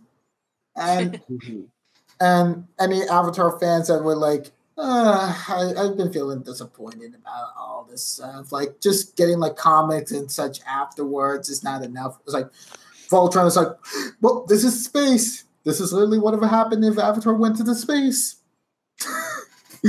And I love it. Okay, if anybody calls it, okay, I got a problem if anybody calls it Avatar in space. I got a little bit of a problem with that. As you should. Yeah, because that just sounds like you're dumbing. That just sounds like an insult if you're calling it Avatar in space. That sounds like if you're dumbing it down. You know, that just sounds like you're dumbing it down. Something like this does not deserve to be dumbed down, and neither does Avatar. Yeah, especially when like that term Avatar in space can easily refer to the movie of James Cameron. We don't talk about that. No, not the song. We're going to be talking about it a lot more. Oh, wait a minute. Soon. Oh, wait. Wrong Avatar. Wrong Avatar. I'm sorry. Wrong Avatar. I was talking about, I thought you were talking about the Avatar Last Bender live action. But, okay, James Cameron Avatar. Okay, wrong Avatar. Wrong one. Sorry. My bad. But, and this is why I hate the fact that movie has that name. Like, literally, that movie's not even worth the money. Which one we talking about? No, both of them easily, but more so both Cameron's Avatar and the Last Airbender. And I'm not Shyamalan's Last Airbender. Yeah, it almost deserves to not have the Avatar name, which it doesn't. That's the one we don't talk. That's the one we don't talk about. That's the one we got completely wrong. Yeah. Meanwhile, the other Avatars, quite literally, it's like one of the most boring movie plots ever. And the only thing was just look at our graphics. Look at how we got $1 billion budget, $1 billion for the revenue and such. And I'm just like, oh my God, general consumers. I know, it makes me wonder, did Shyamalan even watch Avatar? Very likely not. As for the Cameron one, I have to note, being the biggest moneymaker in history, that almost demands backlash, but funny thing, James Cameron has the two biggest money-making movies, not proportionately for inflation, but sheer numbers, he has the two biggest. And, there are a lot of people who hate them. There are a lot of people I talk to who hate Titanic, not Avatar. There are a lot of people I talk to who hate Avatar and not Titanic. I don't come across a lot of people who hate both of them. It's kind of funny. That's a very rare breed if you come across somebody who hates both of them. Then again, I haven't seen Titanic yet. So who knows? The boat sinks. You're welcome. Done. Oh, come on, spoilers. For both of them, honestly, I'm of the opinion that they use the quote unquote good old fashioned plots, and that in and of itself, the biggest money-making movies of all time, that, almost demand some backlash, no, wait, you can't, those are the biggest money-makers of all time, when there are nigh almost undeniably better movies, okay, sure, but if you're gonna try to spin that all the way to they both suck, I could name tons of movies that did the same plot and much worse. Those, true. Did everything they did, as far as the competence meter goes, far, far above average. True that. So, I enjoy actually James Cameron's Avatar. I actually enjoyed that one. Titanic, I couldn't. You gotta be in the mood for that kind of melodrama. You really do. No. Actually, I take it back. I only watched bits and pieces. I tried watching it all the way through. I fell asleep. And I woke up and did the boat sink? I was did the boat sink? I would have honest. Did the boat sink yet? No. Did the boat sink yet? No. Go back to sleep, Jen. I'm all right, fine. I wake up again oh man, you should have told me when the boat sank. But I don't know. It's just somehow I feel like Titanic should not have been a love story. I feel like Titanic could have been more of a I don't know. I don't know. I feel like it could have been 22 more minutes in of a Springfield. documentary, but oh well. You know, it seems useless to complain about it now. But hey, they told a love story that, hey, you know what, could have easily happened on the Titanic. You never know. So, yeah. oh, hey guys. Yeah, back to Voltron. What? I found like the summaries for like the season 1, 3, and 4 finales. Yeah. Season 1 finale was the Allura rescue mission. Yeah, like that was the other. That was, I think, I was gonna say when I was trying to read up on that, but I lost connection. That was our first taste of the whole having to go full desperation mode, go straight into the enemy's base, something that standard age-old strategy says you shouldn't be able to get away with, and pull off an unlikely rescue and then having to pay the price for it. That was basically our first taste of that. And then season 3 was basically like Lotor's like saving Keith's ass. Okay. I know we've had our differences in the past, but I think we should talk. Or have a discussion or whatever he says. Oh, no, wait. That's season 4. Season 3's finale is actually the backstory of the original Paladins. Khan and King. Season 3 was the super short season, wasn't it? Yeah, 7 episodes. Yeah. Well, then again, it's like season 5 was lesser, 6 episodes, and also season 4. But reading the season 5 finale, why do I have so much trouble remembering most of this? Like, is this less memorable finale? No, the season 5 was about the White Lion stream, like them going into the White Universe, and then like right, Allura with the Lotor. I put myself at your mercy, and Lotor, I will never stop fighting. Wrong answer, but thanks for playing. And then he let the goal thing go through and like victory or death. Wrong answer. Oh man. And it's quite sad that like he doesn't even realize how Gorhei really is. Like, yep. All because he's like, oh man.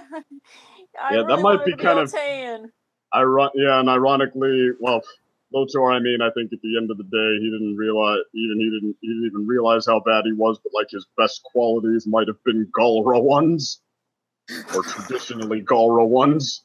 Oh my god! I don't know. That is like the living, breathing proof of like the tragic anti-hero gone completely deranged villain. Yeah, that is true. But then again, I always think of it this way. I mean, Keith versus Lotor. There can only be one pretty boy. It's the Highlander principle. There could be only one. And in this case, like, there could be only one pretty boy. There can be only one pretty boy, half Galra. Mm-hmm. There can only be one pretty boy, half Galra. And Keith wins. Oi. Hey, I ain't mad. There can also be only one love interest for Allura. Yes. And that is Lance. Oh, I guess. I guess. Not your favorite ship. Because, it's the one that's almost definitely going to win by this point, or at least the way they're setting it up. Pretty much. You know what? Yeah, I think that's the one that pretty much would work. Veronica's already given her blessings. Yeah. It's only because Veronica's looking at her herself. That's what I think. Oh. But you know, I ain't mad. But you know, I ain't mad. Okay. It'd be hilarious. It'd be hilarious if it was. It'd be hilarious if it was just hilarious. It'd be like, I really gotta stop making predictions here. Wait a minute. Too much. If we're talking about ships, what about that first ship of Hunk from like season 1 from like the Galmara? Yeah. The one he was with at the very end there, who came in to see him. Yes. Totally. Yes. Yeah. Totally ship. total ship. It's adorable. Totally, yes. It kind of is, yeah. Which leaves Pidge by herself. Oh, Pidge and Hawk can have their own kind of weirdo bro.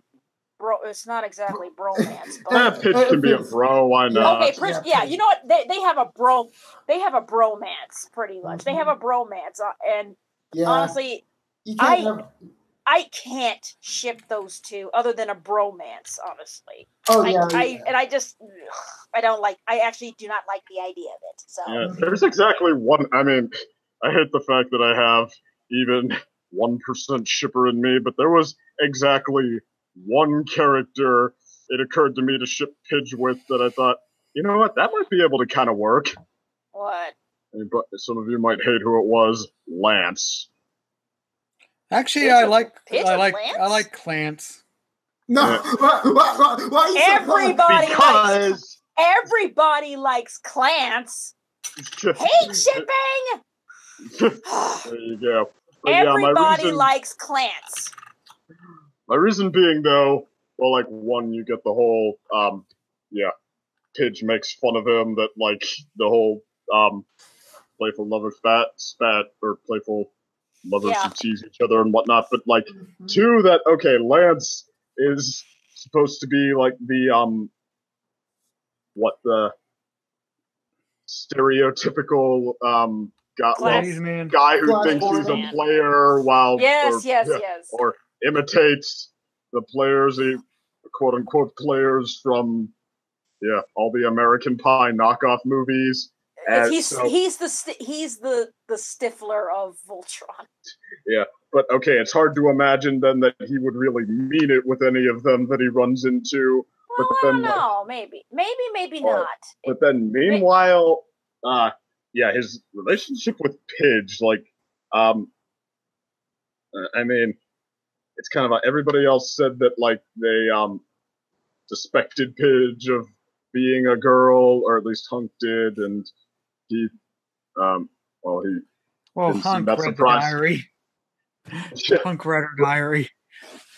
But okay, but what was it? But Lance, like, even afterwards, his relationship with Pidge didn't seem to change all that much. Like, they're still getting big eyes over this retro video game they see together, and hunting coins in a water fountain to obtain it. And I mean, and some people might say that means he has, like, less than no interest, but I don't know. It's almost like you could almost spin it as like that. Okay, he likes being around Pidge as she is. That, like, the relationship that does sort of I like you for you. I don't know. I mean, I'm doing a bad job at verbalizing this, but that's all right. But no, actually, I actually do agree. I like the Pidge and Lance ship more than that. What is obviously being the more obvious being set up, Lance and Allura and Lance and Pidge. I mean, Pidge and Hunk. One, I hate the Hunk and Pidge thing because, as last episode shown, he still has an ongoing relationship with the one alien girl. Yeah, so it's like I like that one. I like that one best. I like that one. With it's adorable. It's a cute little ship. And two, I don't like the Allura and Lance one right now because it's like some people in like forums brought up. She's basically like just gave him the middle finger with Lotor and all that. And now that Lotor's gone, she's like, "Oh, Lance, you aren't really that bad, are you?" It's like, Lance being a rebound date is sort of insulting to his character. I feel I gotta agree. I gotta agree. Not even Lance deserves that kind of treatment. Not even Lance deserves that. Okay, which means like Allura is worse princess. Can we all agree? No.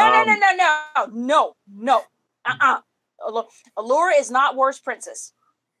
I mean, she's only worse princess if she does if it's actually she's like, "Oh, Lance, I've actually gone to you just because I can't get over Lotor, and you'll do." If it's because of that, like, "Oh, okay, now you're worse princess." But somebody tells me like it would be way out of Allura's character to do that. Mm. For a while, I thought. people like princess bashing. For a while, I thought Allura and Keith, maybe, but I'm thinking that'll never, ever, ever happen because, he's half Gora, and although she's not exactly that Gora-ist, but still. Well, actually, no. The main reason I thing. say the main reason I don't think that's going to happen is they very clearly foreshadowed like who they want to ship Keith with. It's like, oh yeah, it's like they're not really subtle. Oh yeah, with that. the Gora, the joke with that one is they're bringing her and just to shut people up with the Clance shipping. Yes, she's. I said even Clance. It's either to break up the Clance or the Keith Shiro pairing. Oh wait, I meant to be earlier. I think I said Clance when I was talking about Pidge and Lance. I actually meant plants. Plants as it's called. Like little their names. Plants. It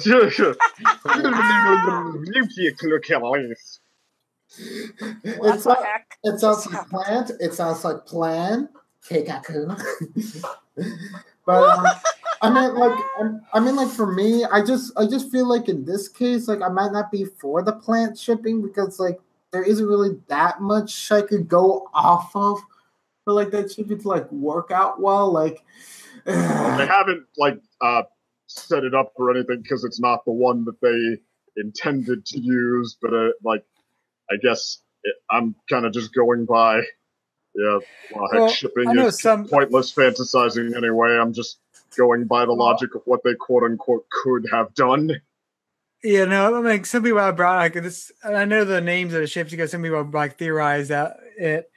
And I think one of the things that some people kept arguing is it's sort of funny how Pidge doesn't make fun of Hunk and is romantic, anything romantic with him, any of his girls he's with, but Pidge always likes to sort of poke fun at Lance's romantic problems. Yeah. I mean, it's Pidge and Lance with their surface level traits. They either seem to not even notice them, or not get very hung up on them, or just playfully dismiss them. Right. Ouch. And which leaves the traits underneath those as the ones that they relate to each other based on.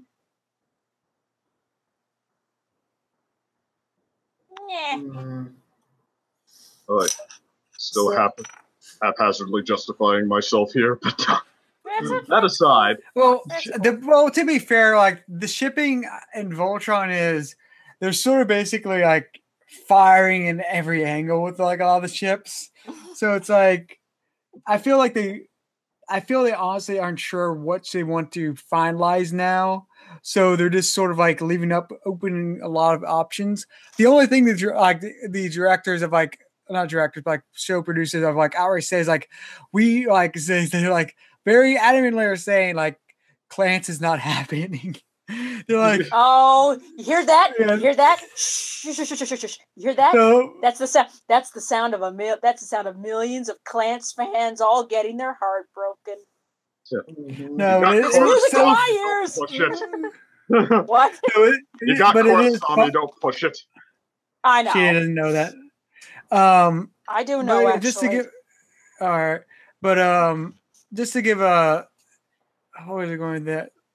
But yeah, there's several interviews that's brought up. They're very passive aggressive about the thing, where they're it's that would have been an interesting thing, but we haven't set up the show for that anymore, so it's too late for that to happen. So it's they're being so there's stuff like that. They're just being so passively aggressive, saying that Clance is not going to happen, and that's a joke with how they pushed I forget her name, the one Gara. They sort of pushed her connection to Keith a lot stronger now, and that's part of it's to just sort of be no, she's getting with him, so stop with the Clance. Or maybe that's why they have the other Altean girl in there too. Maybe. What? Oh, I forgot her name. I'm so bad. I forgot her name. they even like pushing her with anyone in particular? No, not really. No, They sort of played around with Hunk earlier on in the season, like in the first episode, like literally just the first episode. But after that, she's just sort of her own like girl. Like she's just the wacky, like she's like just she's like just a like tag along. She's Shit. Well, I don't know. There just needs to be more from her. So. yeah. Actually, now that I think about it, they sort of like. When was the last time we seen her after they came to Earth? We didn't see her at all. She was at the garrison, if I remember correctly. Oh, that's another go try to find episodes because like oh wait a minute. I think I know why she's still there. She's supposed to be a big plot point for the last season. There you Because go. all the Alteans. Oh, is she gonna recognize the Altean who was in the ship there? Yeah, like that's was what that I'm an thinking. Altean? Yes, it is. It is an It Altean. definitely was, because I mean, with the big reveal, I don't remember like thinking that was. I mean, did we see like pointy ears or anything like that? I just might not have noticed what I was supposed to. It's marking similar to Allura, like on the eyes. All right, well there we go then. Yeah. Yep. Like in the fact that it's like super cocoon inside like the machine is like, yep, she's being used as a battery. She's a Altean battery. Yeah. I don't know. We see her with Alora in the hospital area. Mm-hmm. Oh yeah, that too. Oh yeah. But yeah, like she sort of disappeared and you don't forget about it. I was like, oh wait, we sort of lost track of her for a while. Well, there she is in the hospital. Well, the character showing up at the end there, that goes for so many of them, which is not even a critique on the show itself. It's just like this show is every bit, if not more, plot-driven than it is character-driven, and to the extent that it's character-driven, more than anything else, it's the 5 main characters. So yeah, like even the moderately well-done characters are going to come and go, and it's, well, at least if you're like me, it's going to be hard to remember all of them. Or if you're like Lance, for that matter. Pretty much. Ooh, Bebo B! It's Bebo B! Bebo B! You got one whole character, Lance. Lance is the audience surrogate. Oh, pretty much. Pretty much. Mm-hmm. I must actually go to bed soon, gentlemen. And audience. Mm-hmm. Let's get this rest before next season. This rest before next season started. Yes. We must be ready. For the carnage that will take over the stars, as Earthlings now have space technology to go beyond and show them like we do not like to be trifled with at all. It's Independence Day. It's Independence Day all over again. Well, and it's going to take on a whole new meaning. Well, it's Independence Day 2. This time you take the fight to the stars. Fair enough. It's Independence Day 2. Doesn't it have to be Independence Day 2? Yes, it has to be Independence Day 2 because America. Oh, say, can you explode? Wait a minute! No! It has to be the War of 1812 because it's done with cannons. Boom! Boom! It's got to be done. It's got to be done like that. So it's the climax of Caddyshack. It's pretty much it. Oh my god, Voltron Caddyshack would be just the greatest thing ever. Oi. You're like, I don't know what I'm watching, but I can't stop. Form Gotha Voltron. So, all right. Any other last thoughts in this?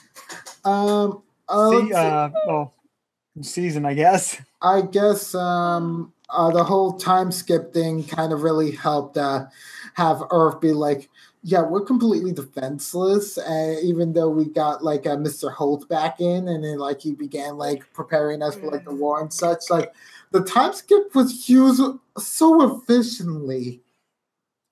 I mean, that's true. I thought like at the start of the season that they were just sort of like spinning their hands, trying to just sort of figure out where they were going, or like kind of meander over to the next plot point that they were thrown together, but no, they managed to drunken fist their way into a totally fitting and very effective next stage of this. Yes. Well, just to going off of those, like, I feel why the time skip worked, even though it was jarring at first, is it like gave a believable reason why the Earth has some level of technology to help fight against Algara, because they've literally been working on it for 4 years straight. Like, instead of just being like, it's like, oh yeah, he got there, they built an entire spaceship and all that. It's like, no, they were able to like use like 4 years of tech, like 4 years of to build it up. 1 year, which like the entire world was helping them with it. And they were only basically able to build like one fortified area and a few ships. So it's like, yeah, that Thanks felt to believable. Admiral always wrong. Thanks to Adam? No, Admiral. Oh, Admiral. Never mind. We're not giving the blame to Adam. He fought for our country. He fought for our planet and died. Yes, he did. Yes, he did. May he rest in peace. Mm-hmm. Yes. Yeah.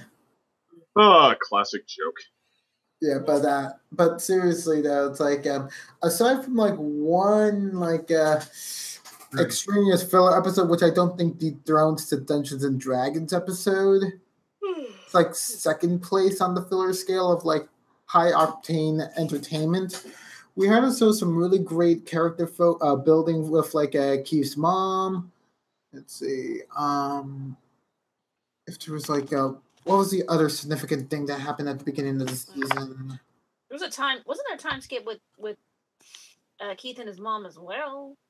Well, that was in season 6. Okay, never mind.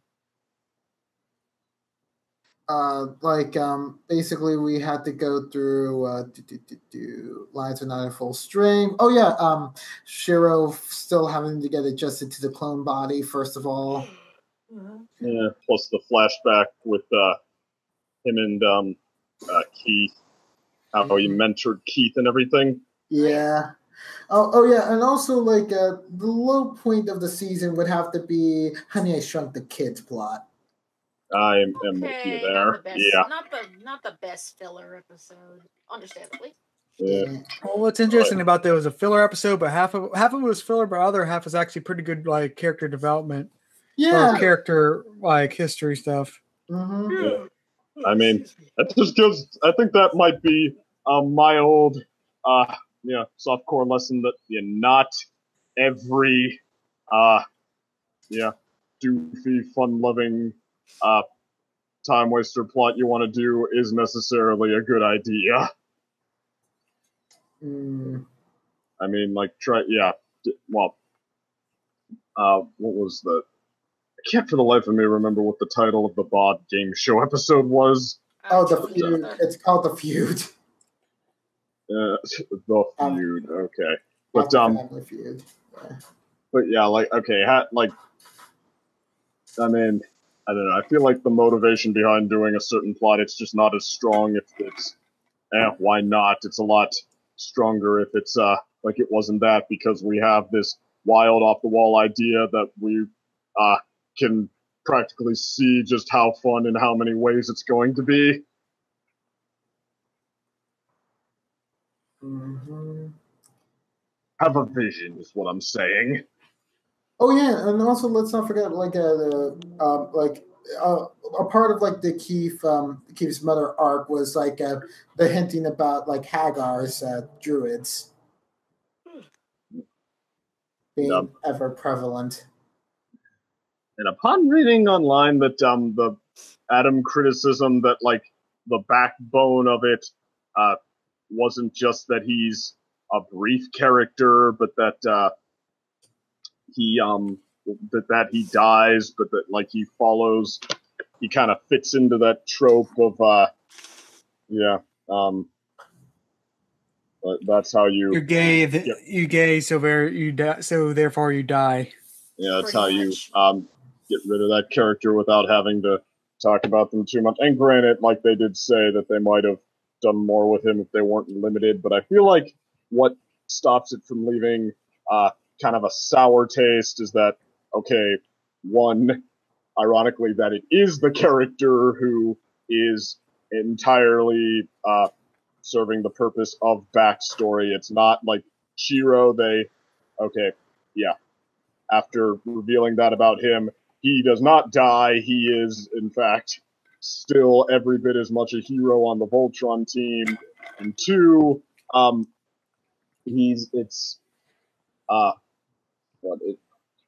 I put this?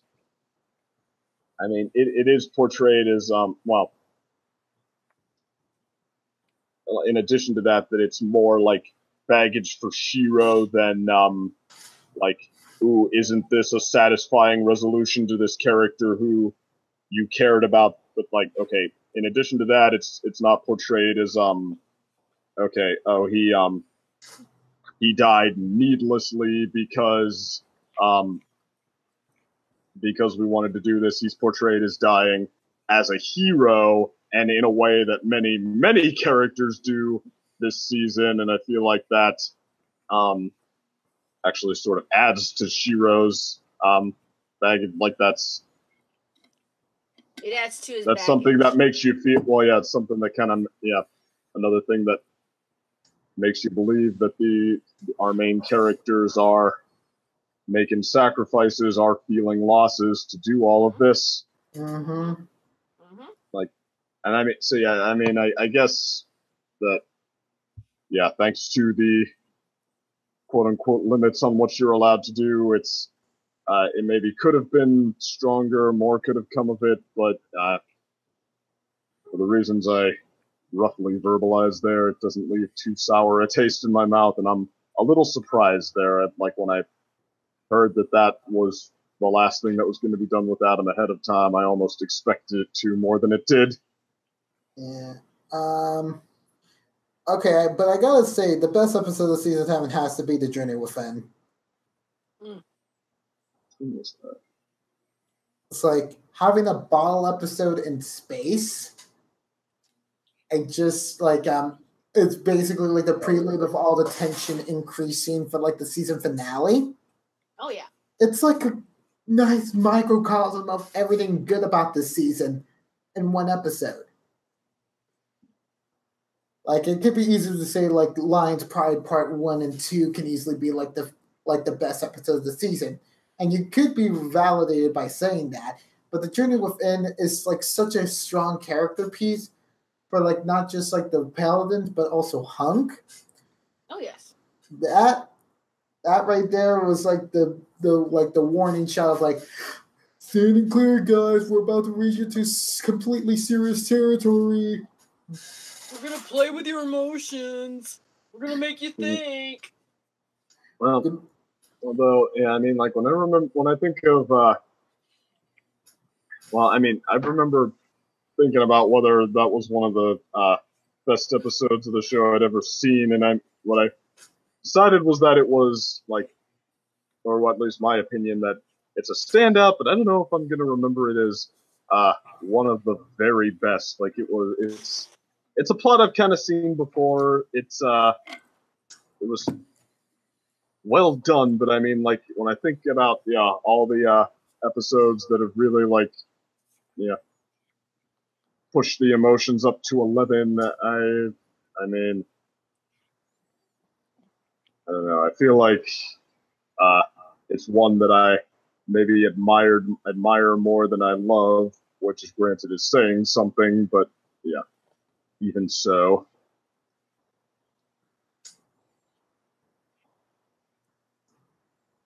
I don't know, Paige, her personal quest finding her dad and her brother, and then seeing their memorials on that one battlefield, and No, I'm not going to downplay those episodes. No. One of the very best. I'm not saying it's the best. I'm just saying it's the best I feel for season 7. That's really it. I'm not going to discount any of the grades of the earlier seasons. Well, season 7 it's been a really strong. Well, heck, all of them are really strong seasons, but season 7, I think, in every way carries its weight. And especially after that finale, I don't know. I don't know if I'm okay saying that Yeah, I guess season 7 just didn't have any episodes that pushed it to that level for me. Wow. I guess we agreed to disagree on this. Well, I don't know, because I mean, we're talking about like great, but exactly how great? This is like, alright. This is like a quote I read about Sugar Ray Robinson, usually the de facto choice for greatest boxer of all time. This guy saying, I don't know if he is, but I know why so many people just go ahead and say he is, because if you don't, then you have to carefully compare him to the other ones. And carefully studying Sugar Ray Robinson is like studying the surface of the sun under a microscope. Okay. It's as in, like, so much great that, like, okay, how do I carefully consider this thing that is, like, eye-gougingly, blindingly incredible? You don't. Yeah. I thought most considered Muhammad Ali the best boxer of all time. Well, he's definitely the greatest heavyweight of all time, but like pound for pound rankings, yeah, the problem is when you're a heavyweight, you can't jump around weight classes to show how great you are regardless of weight. And Ali pretty much told everybody he labeled himself as the greatest. Although it's ironically, like, people didn't believe him until late in his career, but like, ironically, he's that rare Wayne Gretzky, Michael Jordan, who did kind of live up to that. Right. And you know what? Where's the part where he actually gave a crap what people thought if people didn't think he was the greatest? Yeah. Exactly. But yeah, like I don't know. Well, okay. I have to back up what I say though if I'm going to say that there might have been a better season 7 episode, and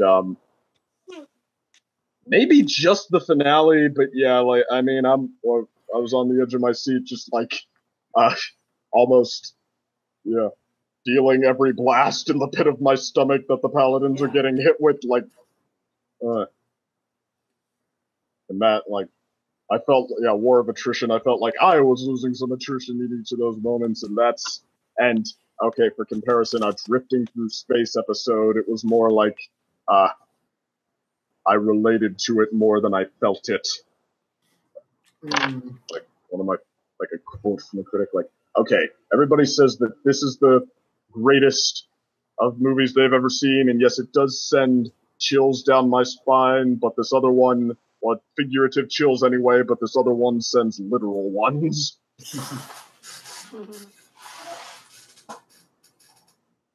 So, and yeah, and like the hunk episode, whatever the drifting through space one was, it certainly had the opportunity to do that because it's another war of attrition episode. I mean, I won't say it didn't put its best foot forward though. Like I do, yeah, the whole passage of time with the team like sounding off and getting more and more worn out, and I don't know, maybe I could nitpick pacing issues to say why that didn't do it quite as strongly for me, but maybe that should be a subject for another time because that would take a while.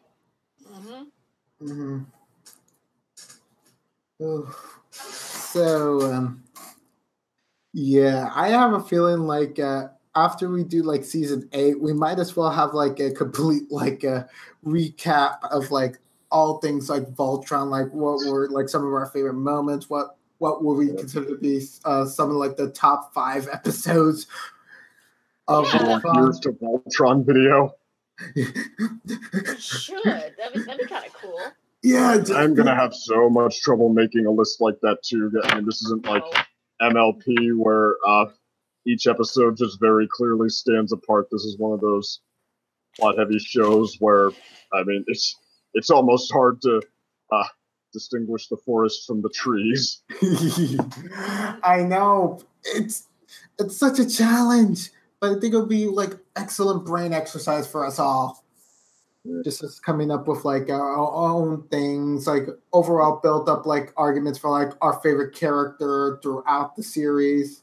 Mhm. Just That'll be an interesting one too, because they've all had their moments in so many different spots and such strong ones at that. But and each at distinctly different times, except maybe Lance. Like I feel like he's gotten to the point where he can stand alongside the other characters. He might still be waiting on his definitive storyline moment. I mean, then again, he was the one to first start it all, so he might be the one to end it all. Yeah, there you go. I mean, yeah, like it seemed like they were doing. I thought they were maybe going for like an Ash Ketchum sort of protagonist there, something like that. The guy who's a bit of a knucklehead but has it where it counts, and instead they seem to settle into him as more of the screw-up comic relief, the talented. He's the dumb one. Exactly. Yes. And he's had some nice moments with Allura, but yeah, compared to what everyone else's defining moments have been, I feel like he's still waiting on his. Yeah. Even I have to agree, and it's like, but I'm still pulling for Lance. I mean, you're my favorite character, man. I know there's a big moment for you in season 9 somewhere. Hopefully, it's not. So. I just hope it's not a self-sacrificial one. Shit. We already had so many of them already. True that. And he's like the one who's like unfortunately hit with like, oh, I'm the one who's like the most immediately incapacitated by anything. Like he was in the coma in season 1. He literally got his buggy with Veronica like jumped by the ships of the Gora. Mm-hmm. And other times too. It's like Lance just gets so unlucky being like the first one to be taken out like that easily. I mean, I guess like as storytelling goes, I'm okay with the slightly more realistic, like, okay, just not everyone is special in that way, but I don't know, I almost find myself just wanting more from Lance. Like, I mean, he's not in that kind of Pidge or Hunk sort of a role where it's like, okay, he definitely has his niche, even if he's not like just pure, what is that? Fighter pilot, raw talent, like special in that kind of way. It's like, okay, no, they set him up as like sort of his team leader and somebody who, well, I mean, okay, if he's not getting by on talent, then he has literally nothing. So, I don't know. I find myself wanting more from him somehow. Yeah. So, I think that can be basically everything we could sum up about season 7 as a whole. I think so too. I've got to go to bed. I mean, I'm sure we could go forever, but we probably shouldn't. At least not yet. This is but one more season. I am weak and untrained and require sleep. Yeah. I admit it. The war of attrition has taken its toll. Mm-hmm. I guess we're giving our heart for 3 days straight on this. Will be. Well, straight. Not exactly. But yeah, I guess see y'all next time. Yeah. Good night. It's been a pleasure. Out.